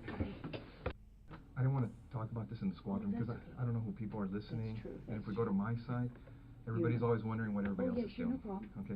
The first thing the detectives do is set up a compatible tone with the suspect. She has just stepped foot inside an interrogation room, and the detectives negate the negative implications of such an environment through a friendly disposition. Consultative meetings, such as seeking advice over an art theft, can take place anywhere, and the last place detectives would choose to spend more time in would be an interrogation room. The reason they give the suspect for meeting in such an unusual location is to not spread rumors or innuendo. Yet the real reason is that all firearms have to be checked in before entering the area, and they needed the suspect to give up her gun without alerting suspicion. But like we're talking about being busy and stuff, we've been assigned a case that we've been looking at. Okay, it's a new case, and reviewing Don't the you have case, to give up your gun before there's going notes into evidence, at the too? scene, as far as your name being mentioned. Okay. Do you know John Rutan? Try and imagine for one moment that you savagely murdered a love rival in a jealous rage. Over 2 decades had passed since the act. Then all of a sudden, you're brought to an interrogation room and sat directly opposite 2 senior investigators who bring up the name of the man you committed first-degree homicide for. Hi, babe. Rutan. The investigators already knew how to say John Rutan's I'm really name hungry. correctly. The Are you hungry? And is there mispronunciation anything? was a Like, simple could you bring me strategy to an see how the apple or suspect would something? react. Or Setting aside the applesauce? element of the Either murder, is fine. John Rutan was the second Thank you, longest babe. relationship in Stephanie's life, and a psychiatrist later stated that this pause was 4 times as long as it should have been. She was already being deceptive by acting as if she hadn't thought about that name for so long, giving reason for her prolonged reflection, when in reality, the name John Rutan was engraved in her memory, and even when slightly mispronounced, it would have most likely taken milliseconds for her to realize exactly who the detectives were referring to. Right. Oh yeah, I went to school with him. You did? Yeah. How long did you know him? I'm going to get us I went something to as well. school in, Sharing is caring. I let's would, see, but went since to you're across UCLA, the internet and maybe the world, it would be a started fucking and, waste, wouldn't it? No, I'm just know, teasing. I'm sorry. met him Ravioli. at school at the dorms. Being a bitch is not funny. Why would She why did I says find that she funny? met That's him not in the fun. dorms, I'm yet sorry. left I out was the mean. fact that they had dated for 4 years and went on numerous 1, 2, holidays 3, together. 4, 5, Even though she 6. wasn't asked directly, a truthful subject would most often volunteer this information without having to be pressed for it. Were you guys friends, close friends? Yeah, we're very close friends. Yeah? I mean, what's this all about? Well, it's regarding, it's a case we're working on. It involves John, and in there, some of the statements we reviewed, you know, there's notes and stuff that he knew you and stuff. Oh yeah, I mean, we were good friends. Lived in the dorms I lived in the dorms for 2 years. You guys lived in the same dorm? I don't know, Okay. Max and Yeah, Ruby. I'm so sorry. You guys just friends or anything else, or? Yeah, we were good friends. Yeah. I want to see There the any Charlie bit relationship my or anything finger developed kids. between you I want to guys? see what they look Yeah, like we now. dated, you know, I mean, what's this all about? Well, it's relating to his wife. It's unfortunate that Stephanie's face wasn't captured at this moment, because she would have no doubt been immediately struck by the psychological reaction known as fight or flight. Her brain would have just triggered the influx of a specific cocktail of hormones in order to prepare her to either stay and deal with the threat or try and run away to safety. Thank you, babe. Stephanie Cut it chooses for to me fight. because he's the best. Oh my goodness, Okay. look at Did you know this. her? Not really. I mean, I knew that he got married years ago. Did you ever meet her? I'm gonna eat this so I will make the video bigger for you know guys. who he was or anything? Well, let me think. God, it's been a long time ago. I may Thanks, have babe. met her. Geez. The words gosh, God, gee are exclamatory remarks used to express surprise or strong emotion. You will see them used continuously throughout this interrogation, which is the suspect trying to insinuate a vague memory due to a lack of contemplation on the subject matter. She's trying to emit the impression that she would have had no reason to give any further thought to John or anything related to John, since they stopped seeing each other over 2 decades ago. You know, Yeah. Well, let me ask you. You said you dated John. How long did you guys date? I mean, what, are you guys, is this something?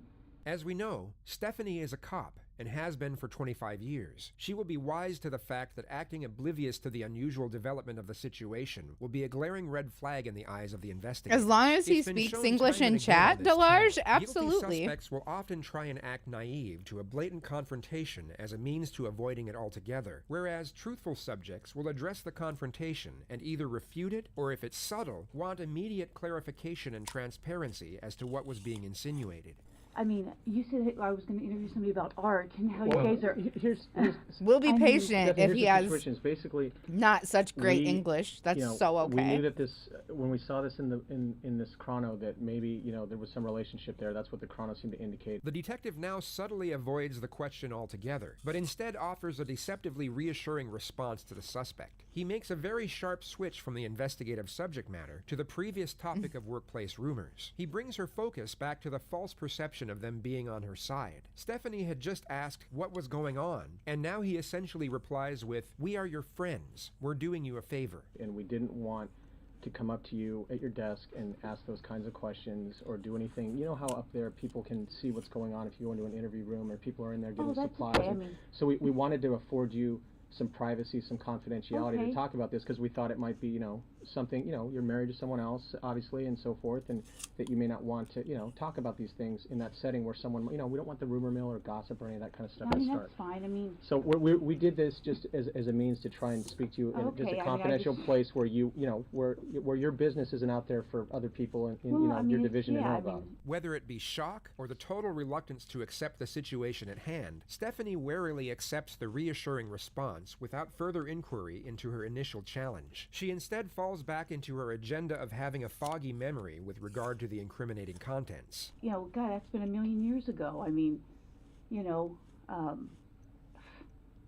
what year is it now? 2009? I mean, I graduated in 82. 82, yeah. We dated. I dated other guys. I'm sure he dated other girls. Well, let me ask you, roughly how long would you say you guys dated? Jeez. I couldn't even say. I mean, Notice how she now goes on to over-explain things that don't require an explanation and weren't even inquired about. It's a clear-cut indication of hyperarousal and a derivative of TMT, also known as terror management theory. The suspect will go off on unrelated tangents as means for gaining momentary relief. Going into detail about trivial things affords her a brief escape from the Oh my terrifying God, you guys can reality hear me right now. eventuating I'm supposed to be before her. muted. This I'm is so a very sorry. common occurrence in interrogations where the suspect is facing serious charges, and psychiatrists believe it to be a subconscious coping mechanism. I started school there in 78. I started UCLA. Knit 2 Purl 2 is a little bit easier if you do the Knit 2 Purl 2 cast I on. don't even remember what year he graduated, if it was a year or two before me. Okay. I think he was a little bit older than I was.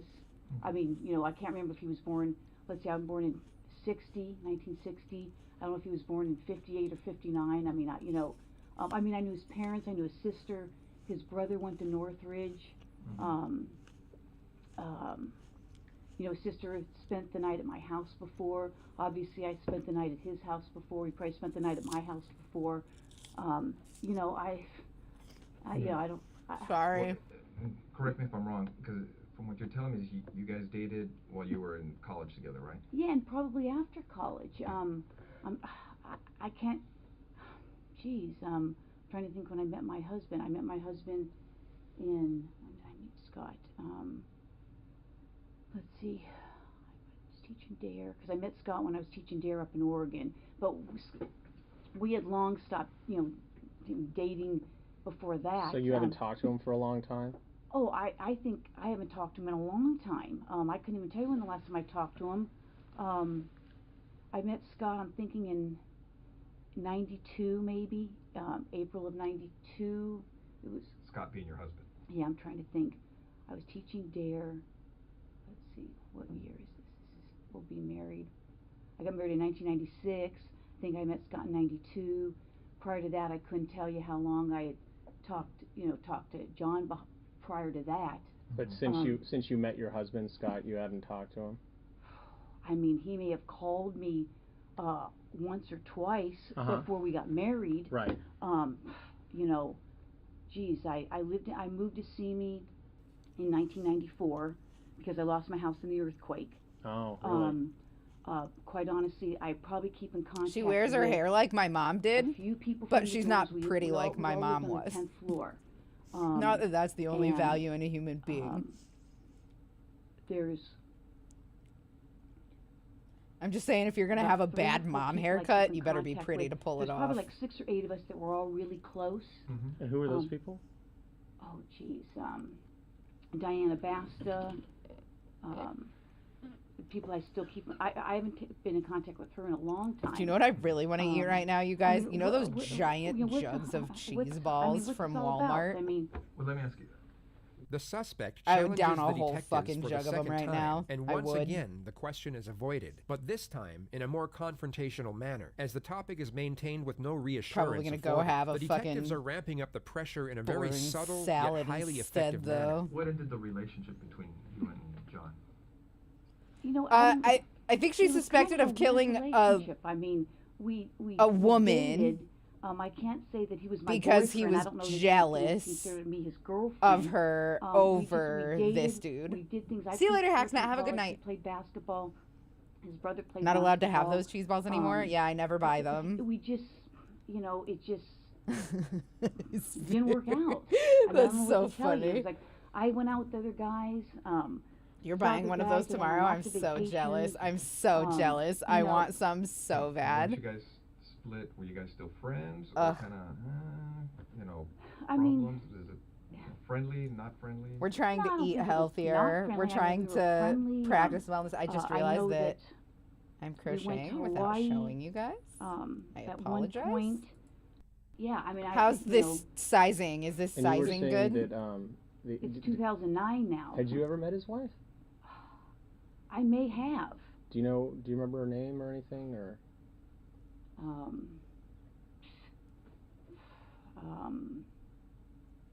Or what she did for a living, or where she worked, or anything about her? The suspect was just asked 3 consecutive questions relating to the victim. She was Mr. supposedly Solid in a Chocolate reflective Bunny, state nummy. during all 3 of the questions, yet her facial expression completely changed for the 3rd one. What's this is because Cheddar she was Bunker? pretending I to also be in a state of I'm reflection so for the jealous first that 2 you're going to questions, as she Mart. I already want to knew go the so answers, bad. Whereas for the 3rd question, she actually was in a state of reflection and was genuinely searching her memory for the correct response. Ravioli, that's so funny. I may have. Oh, I love a good Do you food know, fight. Do you remember her name or anything, or?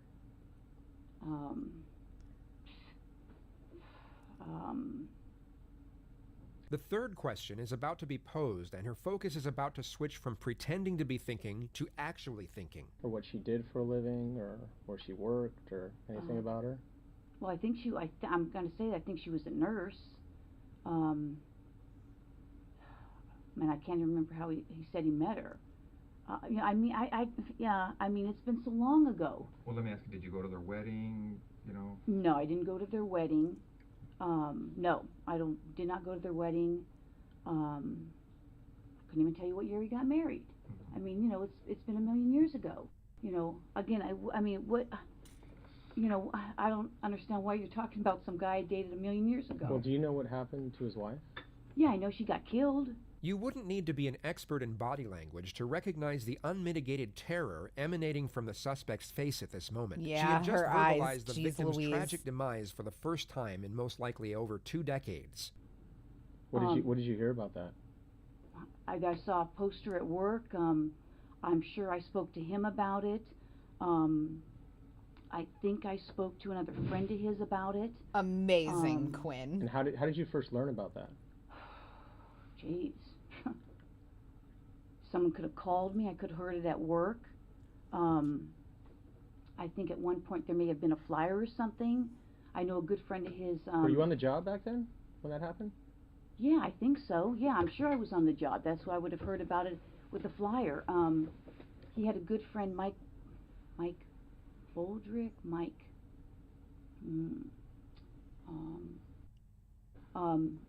you know. But being that you're kind of. If this doesn't get bigger, John, this might be a pretty small project. I between you guys? feel like this would definitely fit around my waist, like for sure. But I don't know if this would be comfortable 8 around separate witnesses testified that Stephanie my had confronted Sherry ribs at the and hospital titties. she worked at, while the two of them were reportedly in an intimate relationship with John. The confrontation was said to have been highly aggressive, and Stephanie had to be escorted off the premises by security. Reports stated that Stephanie was by far the more combative and even made threats against Sherry's life.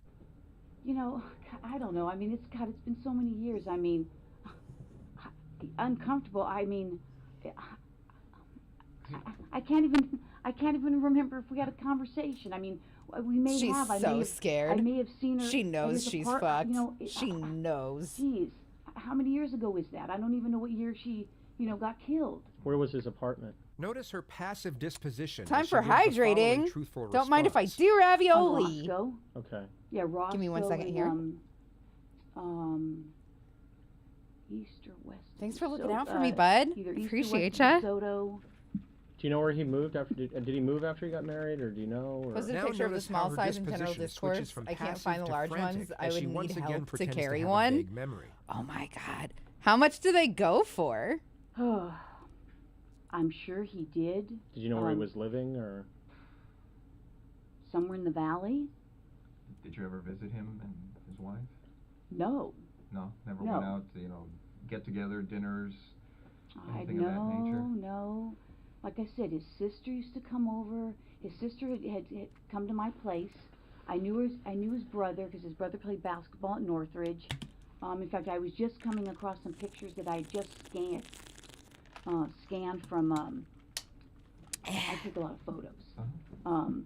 Like 10,000. Okay, do they And I all did- take tons of did a photos? picture I guess and all everything. lady killers are fucking photographers. After his wife died, Golly indeed. talk to him Warm again my or muffins. anything? Yeah, I mean, I did talk to him. Mm-hmm. I talked to him, probably his parents, probably some other friends. I'm sure I talked to him. Yeah. But you're not sure where he moved to after he got married? No idea. I mean, Never You have to buy child sizes half the time. A youth I large don't fits think me so. pretty I mean, well. I don't know. I just have I mean, I don't to think I make did. sure that I'm wearing the right bra I know for he was it. on Roscoe for a long, long time.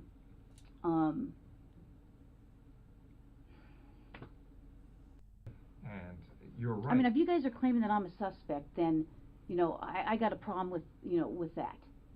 Okay. Yes, kid 20. I'm so So, sorry I missed that. If Hello. If you're doing this as an interrogation, you're saying, hey, I'm a suspect. Well, now I got a problem with, now you're accusing me of this? Is that what you're saying? We're trying to figure out what happened, Stephanie. Well, I'm just saying, do I need to get a lawyer if you're accusing me of this?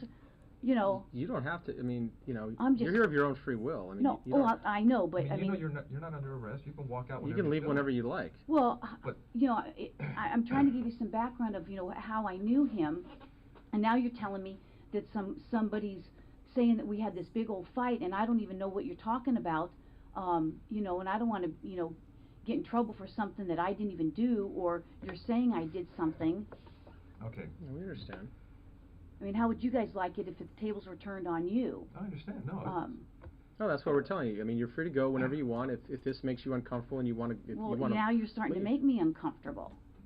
The thing is, I mean. It makes me very uncomfortable when people call me on the murder that I committed burglary thing you're 30 talking years about, ago that or I whatever. looked at. I go, but now we're looking at everything else on the case. Because nobody was ever arrested on the case. I don't know that or not. Hi, Now, what we Willow. like to It's do is- definitely okay. I smoke obviously, weed we know on about cam the all the DNA time. stuff and things of the nature that, gets done on cases nowadays. Wow, she's we real asked you for, stupid. a DNA She definitely is, but I want to know why you just said that. Did I Maybe. miss something that was 'Cause now excessively dumb? Now, because now I'm thinking I probably need to talk to a lawyer. Okay.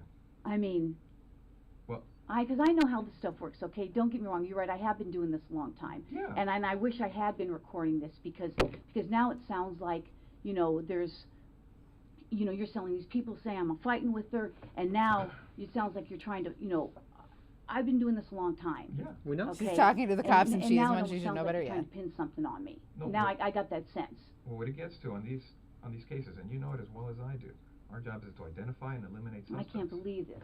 So if we ask you to the point, give us a DNA sample, a buccal swab, so we can identify or eliminate you. Would you be willing Is to it do buccal? I thought it was buckle.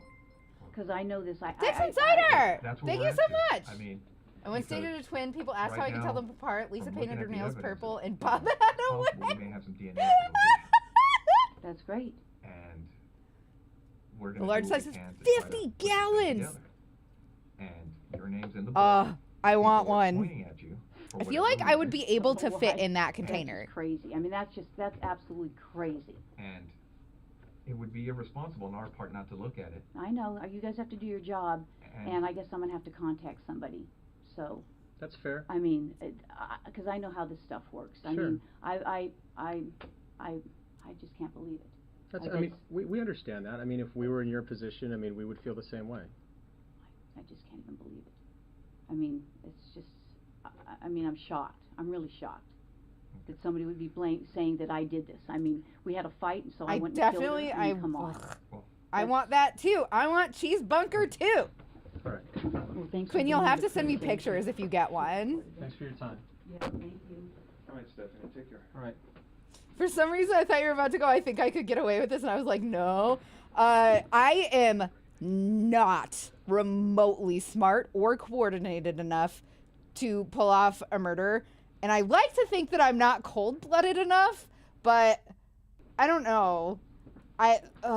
Like, the idea of harming somebody actually makes me fucking queasy, but at the same time, I am a piece of shit. This is insane. Okay.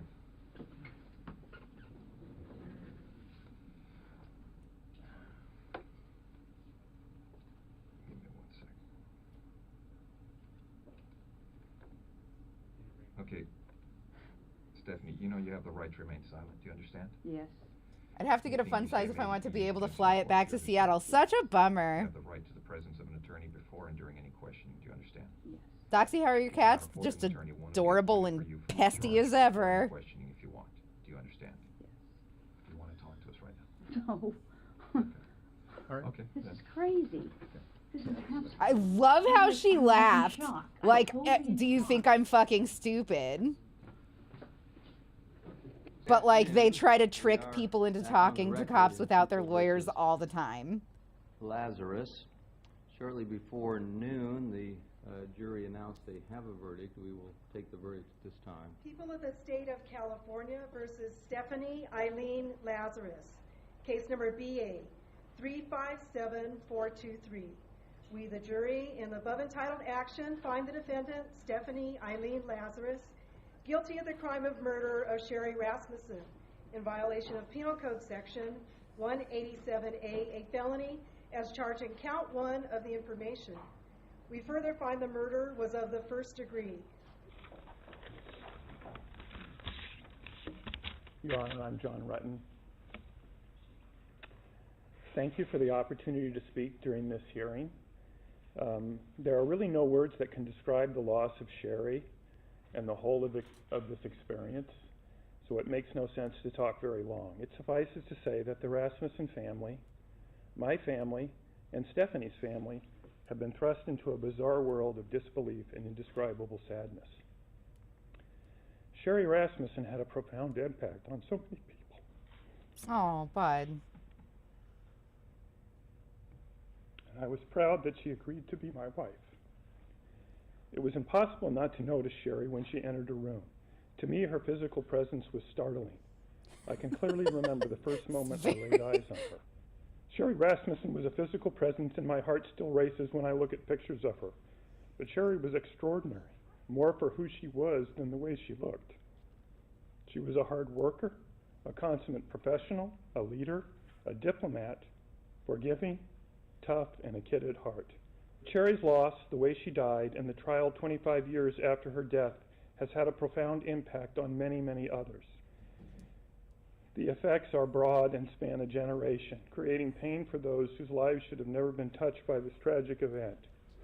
Again, words are feeble tools for describing these impacts, but there are so many moments and so very many tears.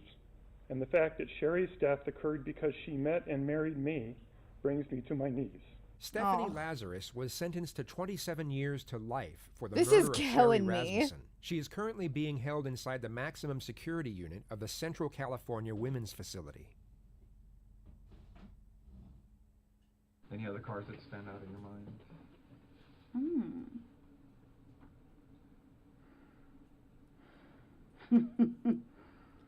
She looks like a gnome.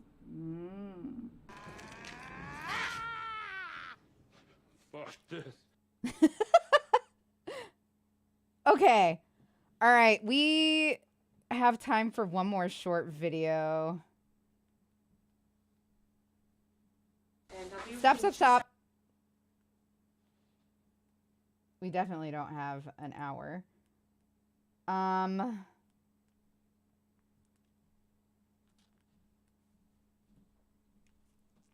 babe.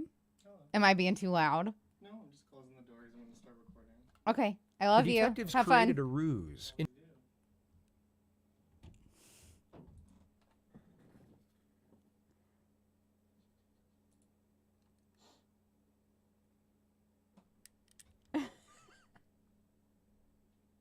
Okay, so we've watched all of these now. Wait, that's not true. We never watched this Michael Dunn one. We did watch the Stephen McDaniel one. I don't know who Michael Drake is, but that's too long for tonight. So is Michael Dunn. You know what?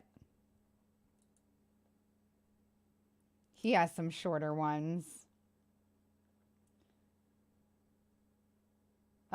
Let's sort by most popular.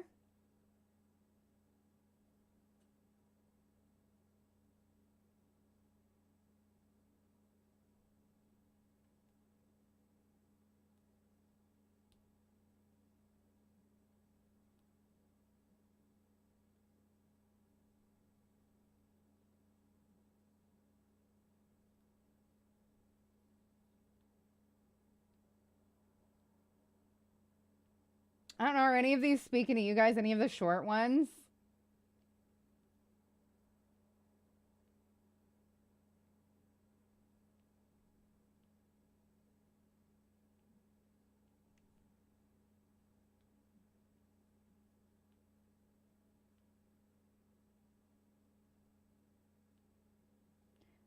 We're gonna do Miranda Barber.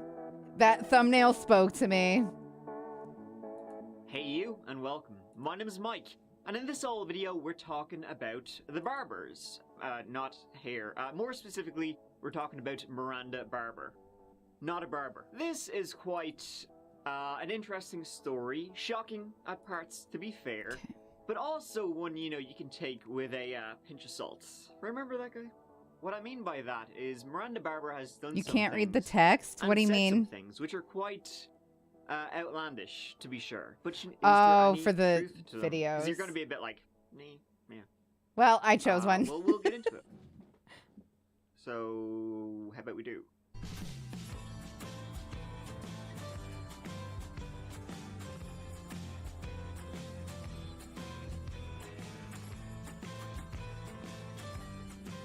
Now listen here. I'll start telling the story from when the world was introduced to Miranda Barber. But first, we gotta start with a guy named Troy LaFerrera of Pennsylvania. And Troy's body was found on the 12th of November, 2013. We responded to an incident at the rear of the 200 block of Catamus Avenue. At this point, we have a deceased person. He is under investigation. District Attorney's Office has been notified. We've requested the assistance of the state police. Circumstances Some of death people are gonna die. questionable. Most of them. 42-year-old Troy was of Fort Trevorton, less than 20 minutes from where his body was discovered in Sunbury. He had been married for 2 years to his girlfriend of 8. No children. His body was found behind a house on a quiet residential street, and it was deemed suspect from the get-go. I mean, mainly because he was stabbed to shit. There was a cord on his body, like he'd been bound or something, and there was blood everywhere. So, yeah, that'll do it. The investigation, you know, into who did this to Troy then began, beginning with his mobile phone, which was found on him. Having a go through that, it seemed like Troy hadn't covered his tracks very well and was up to stuff Well, I mean, he never would be again. He was interested in dating websites, Craigslist, man seeking woman, all Fuck the good stuff. her. Not You that he know, deserved stuff that he murder, wouldn't but have, you know, still, wanted dick. his wife Colleen to discover, even though the police did, like immediately. And so this led them to messages that were from the day he was murdered, the 11th of November, the day before he was found. He had been in contact with a woman named Miranda Barber. She was a mother, she was married, and she was 18 years old, having recently moved to Pennsylvania. She was brought in to be interviewed by the police 3 weeks after Troy was killed. The reason you're here is there's a guy was murdered, and his name is Troy LaFera. You entered his ad on Craigslist, right? Yeah. What did his ad say? It implied that you would be paid to go out with this person. That's what the ad implied. Did it say sexual? Was it sexually explicit? Or was it going to dinner? I mean, that would be spelled out in a Craigslist ad. I mean, it was, yes, it was, but I didn't go into it intending to do that. Mike did say their marriage wasn't open to other, like that he didn't want his wife to find out. Yes. Okay. You on the phone with him at all, or talking to him? Messaging him? We were messaging back and forth, yes. Okay. We were just supposed to meet up at Denny's, but it never happened. Meeting never happened. Yes. Being that your phone number is his last call. She said, yeah, sure, you know, I was yapping away with him on Craigslist, sending him messages and all that kind of stuff. But she never met him. She never met him that night. And she had no idea who did this to Troy. That puts you pretty close. I mean, so we need to be able to prove that you Yeah, did he was it being or skeezy. that you didn't do it. So I'm going to ask you right now a very basic, very simple question Okay. that you need to answer either yes or no to. Okay. Were you involved in, or do you have any knowledge of the death of that guy, the death of Troy? No. We didn't just tonight decide, you know what, I want to go talk to Miranda. Craigslist so sketchy, Something yeah. happened, and some information has come. I understand that, but Do you understand my that? goal right now is to get back to my daughter. Our goal is to find the person who killed him, Yeah. okay? And you're the last person on his phone. Actually, Mary, we got to take your phone, put it in evidence, and then get a search warrant to go through. That's not fair to me at all. That's what we have I to have do. the right to walk out of here with all of my belongings, which I'm going to do. Not with your phone. We're going to take I'm your phone. very offended right now. I'm sorry. I have. Do they have the right to take her phone without a warrant? I need my phone numbers. You understand we have a job to do. I did not kill that man. I've never met that man in my life before. I hope not. I'm a single. I just got married. You guys are coming in my life, questioning me. I'm very offended. Yeah, see, her being very upset by the fact that the police might be interested in her, as, you know, she was one of the last people to speak to Troy, messaging each other and so forth. Her reaction of getting extremely defensive, maybe she thought that would just, like, they'd bow down. Didn't work. They just raised eyebrows, you know, more. Depends heavily on where you are. Do Okay. you understand why I feel the way that I feel? No. Do you understand why No. he's questioning you? I don't. So I never met up okay, with so him. your phone number being the last. Yes, but I never But met do up you- with this man. Understandable, but do you think that maybe is something we need to check into? If they charge her with something, they can take screaming her head anything in off her for possession me. into holding evidence. Sure, Don't touch but me. she's still like The man on the way right now. Don't. only being questioned. No. No. I want. Stop. I didn't do anything. Okay. Fuck all of this. Oh my God. Never mind, I guess. I guess they are arresting her. She stormed out, you know, just incredulous that the sneaky cops could think that little old her would have anything to do with what happened to Troy. You know what I mean? Listen here. Do guilty people get upset? Don't think so. That same night, Miranda's husband, Looking at you, husband of Brett 40 Kavanaugh. whole days, was brought in too. Elliot Barber was 22 years old, stepfather of Miranda's baby. All right. Is it Elet or? It's Elliot. Elliot. Yes. Okay, Barber, correct? I think if you didn't do anything, you would just hand Well, over the that's phone what and you be were like, here. here you go. All right. If you didn't do anything, you say, I want a lawyer. Give me a your wife. lawyer. Her number is the last phone number on our victim's cell phone before he dies. Oh, okay. All right? All right. And we're trying to figure out why. All right. You're hoping I can help. If you've done nothing wrong, you have nothing to fear. I don't care. You get a lawyer. Innocent, guilty, I guess full get a honesty lawyer. here, Don't care. I've never heard of him. If I and ever get called into I don't know anything about that. a police The only station thing for I know is questioning, that free to leave or no, what my wife does please appoint me a lawyer. meet with Oh, someone who's I did willing not to, like, see the kappa. I'm pay sorry, I some money didn't to see have it. a nice I was very conversation, sit down, surprised to doesn't see you provide say sex, that, as a anything- matter of fact. Anything other than companionship, because that's what they want. And if she was the last person he called, then that means that he was a potential client. What is it she does? I don't know if you've ever seen the type of movies to where, like, someone goes to a whore, not I'm saying she's a whore, but that's a comparison. Like, a guy goes to a whore and he's totally about to have sex with her, then he, like, breaks down, and then the whole scene is him crying, like, oh, I hate my wife, I love my wife so much, but she's just being a bitch. And then she's just, like, filing her nails, listening to him, and then she gets paid for the companionship, for listening, for being an open ear. And that's basically what it's about. All right. I'm gonna let you know a little something. Okay. She was meeting up with our victim. When? This period? The night of your birthday. Really? Between racy pictures and Well, that's sensitive fucked up. financial documents, I would never willingly surrender Well, my it's like phone. when I home, might especially when I get home. allow them to watch. Hold Should on. I suspect your wife? No.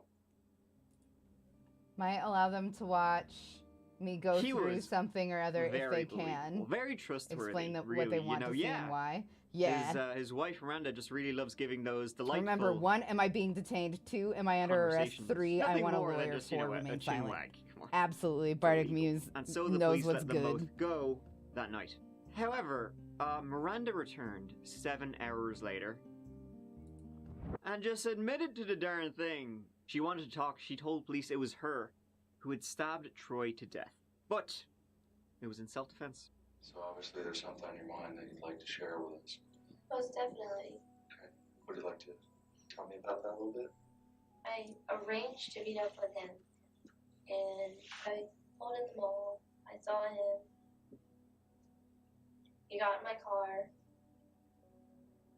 Everything seemed fine, and as soon as I put the car in park, everything just completely flipped upside down. I didn't know what to do. He just attacked me. What was he doing to you? One hand was on my throat, while the other hand was touching me down there. What I'm Touching getting me from down what you're there. talking is basically he's being really aggressive. Be a fucking adult. Yes. And I do have 3 knives in my car. I usually carry one on me, and I just grabbed it. What happened after you took the knife? I stabbed him once, and it didn't do anything. And I stabbed him again, and it didn't do anything. was It still didn't being do continued. anything. There I was imagine nothing it that bled. changed. There's just blood. Like a horror scene in my car. Yep, you heard that right. They agreed to meet up that night, when Troy started, forcing himself on her. Luckily, Miranda had a trusty car knife, never get in a car without one. And so she was able to defend herself by just stabbing the shit out of him over 20 times. After which, her and Elliot got cleaning supplies, went to Red Robin, and then she took Elliot to a strip club for his birthday. Get some non-wife titties in your face. Now, the police Holy weren't shit. too fond of this explanation, and therefore, just weren't willing to purchase it. The investigation into Miranda and Elliot continued. And, well, as you probably guessed, self-defense me ho. 3 days after Miranda was arrested, they decided to start over with Elliot. This time he was very matter-of-fact about what happened and told them, yeah, it wasn't a therapy session, it wasn't self-defense. Let's start that night. That night, November 11th, 2013. It's your birthday. It was my birthday. Okay. Did you have a good birthday? Yes, I did. As fucked up as it is. Yeah. This guy was not looking for just companionship. He was looking for sex. She misleadingly sold him sex through texts. But that was never the intention. The whole intention was to go. Now, yes, I knew she was gonna meet him. Yes, I was with her. Yes, I did take part. I'm in the back seat, covered up by a blanket. And she's in the front. He gets in the car, probably around 8. So I pop up with that cord that y'all found on the body. That was me. Where do you have that cable at? Just right around his body? Around the throat? Okay. Mm-hmm. Good. Yeah, good. It was pretty good. The same. In between the headpiece and the bottom was where I tried to angle it up underneath it. I put my feet up against the back and pulled as hard as I could. What the She fuck? said she stabbed him in the groin. I think she said she stabbed him in the leg, and the majority was to the chest. She did say she stabbed him in the neck, and it like went through. And I look, I lean forward, and there's just blood everywhere. And she's like, "Oh my God, there's blood everywhere. I don't know what to do." Something you just wanted to do, and you guys decided to do, and you did it together. Yeah. Nothing more to it. If that's that's the answer to why as well. Because. So you just decided you're gonna We kill just someone. decided that we were gonna. We had no reason, no anything else other than that. What the fuck, dude? Okay. He's a goddamn canary. Alright. Okay, come back with Sean. You're the one that comes back. I'm coming back. I'm the only one coming back. You want this? Yep. Thanks, Bob. Cool. 6, 7, 8, 9, 10. Excellent.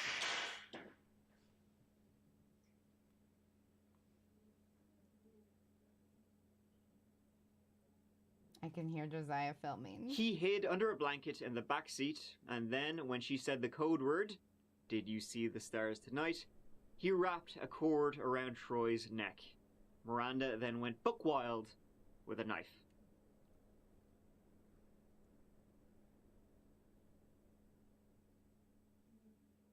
They had both planned on killing somebody for quite a while. It was on the to-do list, you know, they'll get around to it. When old Troy walked into their lives. So, the story is already strange. You know, we got a very young couple who killed somebody for just the sake of killing somebody, really. We haven't even gotten to the strange part yet. So who, where are Miranda and Elliot Barber? It's a rhetorical question.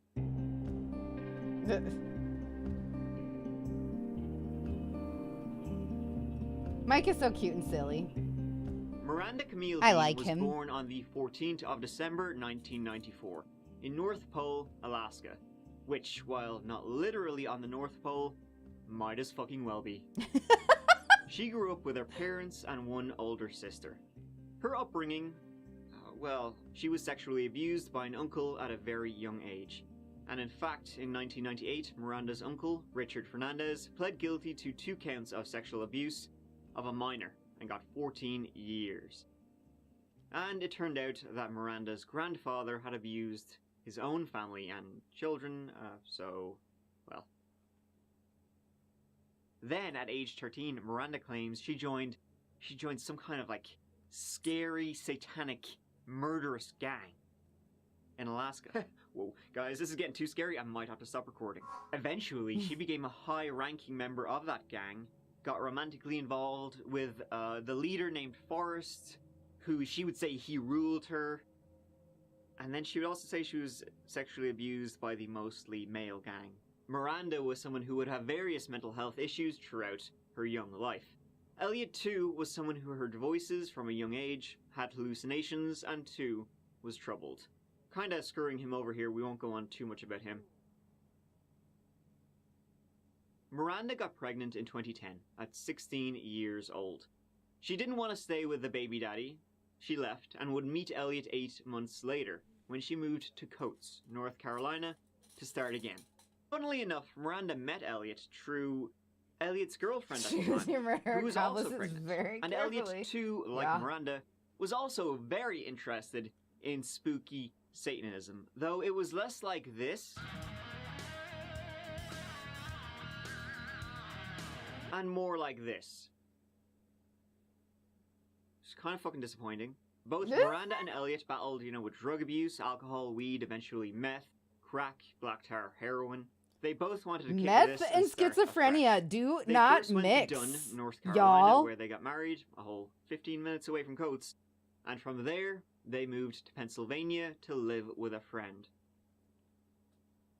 And it was 2 months deep in jail that Miranda had a confession to make to a local reporter. See, that night, Miranda had considered letting Troy live until he said the wrong thing, and that meant he had to go, and he would be far from the first. Miranda Barber was a serial killer. What? We're told. Meth does not mix well with anything. True. Hi, Zeppelin Zoso. How are you? Well, first, very nice to meet you. After all this time. One more. This is your hour, so whatever you want to say. Yeah, I guess I kind of just have to trust that you write what I say and don't twist it. I promise you that won't happen. Well, I turned 12. Like, my entire life flipped upside down when I turned 12. I was gonna make the Fresh Prince joke. Still low hanging fruit. I won't. Started doing drugs, skipped school all the time, and the gang that I was in, it was based around Satanism. I always felt like there was something inside of me, and I know it's bad, and I know that one day it will be completely out of control. This is not the first time. Are you saying that you have killed before? Yes. How many times, Miranda? If you had to take a guess, what would you say? If I had to take a guess,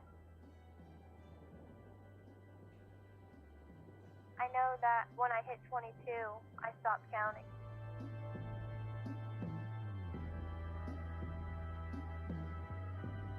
This music is kind of a bop. She is had this part of bodies the all royalty over free the stuff? states. At least 22. Alaska, Texas, Virginia, Florida, California. You name it, it was probably her stomping ground. She may have even killed you from 2008 to 2013. She was a killer until she was caught. It all started when she joined that satanic cult in Alaska. She could pinpoint bodies on a map and would be happy to tell the police all about them. She was bad to the bone. She did say, however, that Troy was Elliot's first. She would tell stories of severed limbs being dumped near Anchorage, a man being murdered by a pier in Florida, body parts being thrown from a vehicle in North Carolina. Mostly the murders were done in Alaska. But she made a point to say, these are all bad guys. I'm really doing everybody a favor here. They were all people who did bad things. She's a boondock and didn't saint. deserve to live. So it's all good. For example, according to her, when she met Troy, she lied and she told him she was 16. To which he said, okay, if he had left, she would have let him go.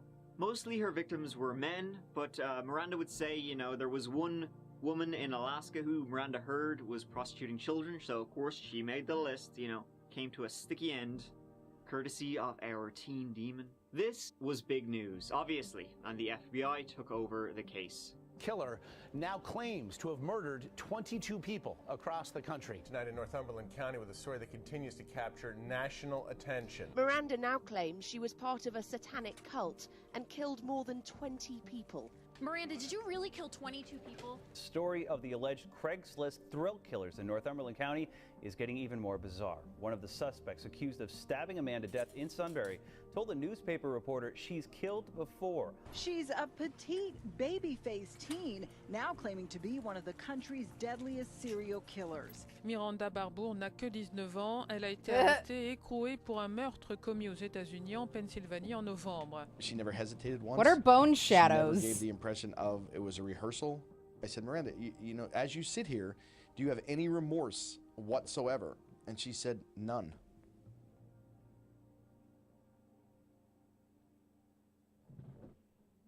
So what, drove her to commit all these murders? The fact that she had an abusive childhood? The satanic gang she joined? Or maybe, there really just is nothing to do in Alaska. You know what? Nuh-uh.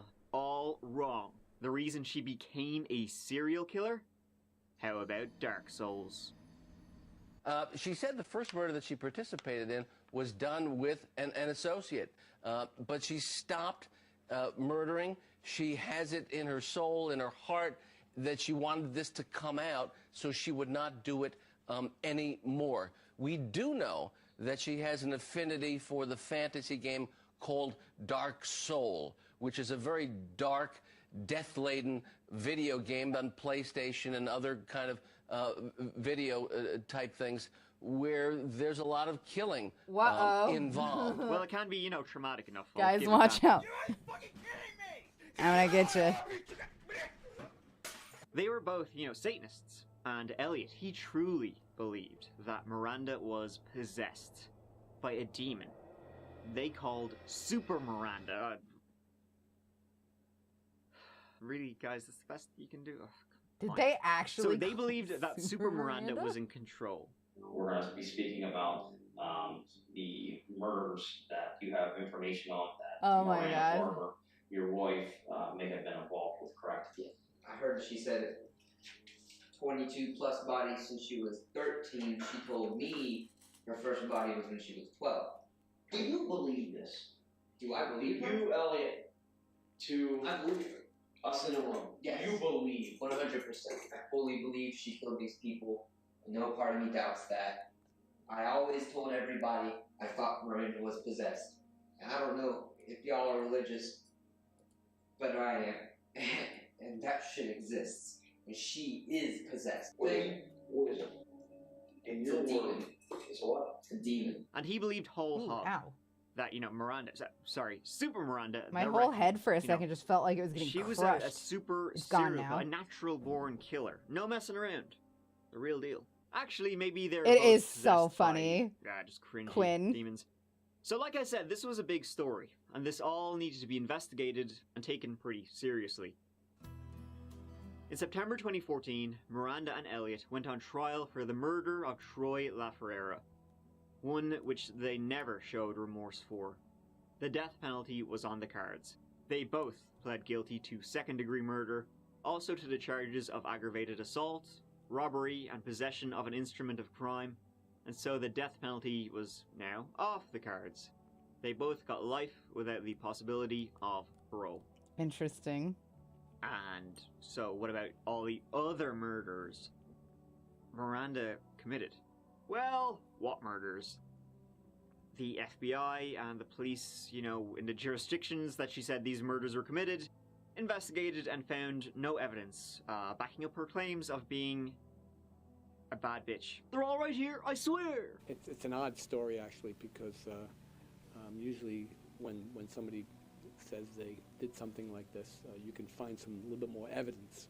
Well, anything is possible, Brooke, and of course it's conceivable that she's a serial killer, but I'll tell you why I doubt it.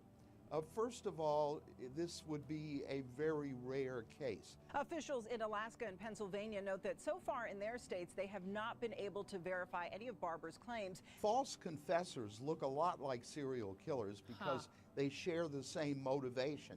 They want to feel powerful and in charge and like big shots. Police looked into several unsolved homicides, disappearances, and while there was some, in areas she had lived in, there are some everywhere. The prosecutor in the Troy LaFerrera case didn't believe her. Miranda's dad didn't believe her. They just say, it was all for attention. Following investigations, many of Miranda's claims were dismissed by the authorities. Miranda's sister would also be quick to claim that Miranda loved Dexter, the show, and so forth. So, well, there it we have is. The Miranda, she'd be quick to say, "Shut up! No, I don't like the show." Both Miranda and Elliot clearly suffered from severe mental health issues. Miranda, especially, she had a very troubled childhood, and she didn't really ever have much of a chance growing up in the way she did, surrounded by the people I like she Mike was. too a lot. All this led to her Zozo. becoming what her family would say was a manipulative liar, and had been from a young age. Like the satanic gang, one time she said she became pregnant, and they tied her to a bed and gave her a homemade abortion. When she told her mother took her to a doctor, and, well, there was no signs of that. Miranda was on medications for depression, ADHD, schizophrenia, and bipolar disorder, and was in and out of mental health institutions her entire life. And her entire life wasn't very long by the time she was finally arrested at age 19. She would say, the father of her baby was a member of that satanic gang, and he had been murdered shortly after, she became pregnant. That guy just called her mother when Miranda was arrested and was asking, "What's the story with my baby?" Miranda would say, that she wanted to be arrested because she was tired of killing. She would later say she wanted to be arrested because she wanted her daughter to be raised by someone else. That she thought she'd be a terrible influence, and she just wanted to be removed from society, so adoption was, off the cards. And I mean, they did do a shite job of covering it up. So there's that, although Elliot had no idea that Miranda intentionally wanted to be arrested so that, she didn't want to be a member of society. It just didn't cut the mustard for her. And so finally, her claims about killing all across America. Cool. Okay, Miranda, let me ask you. Did you kill 22 people? Now. Shanae. Thank you so much for watching. I really appreciate it. I will see you as always. The next one, maybe? Probably? Yeah, real soon. I'll have to look at this and take care of yourselves. It. Mike out. In between streams, but we'll be back tomorrow. I think we're going to call it here. Thanks for hanging out, everybody. I would love it so much if you all could, sorry, let this fucking do the thing.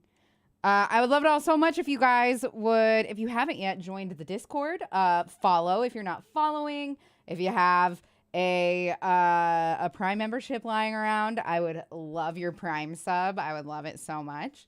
I would like very much to thank my patrons. Quinn, Laura, and Katie, I appreciate you so much. Thank you so much. You will have early access to the shop that I will be getting up after this project is done. Yeah, follow me on Twitter, join the Discord. Appreciate y'all. If you could tell me the amount of times that you have eaten a caramel ice cream, just estimate if you don't know the exact number. That will get you nice and active in chat so that we can do a big fat raid on somebody. Love you all. I will see you tomorrow. Thanks for hanging out. Good night, everybody.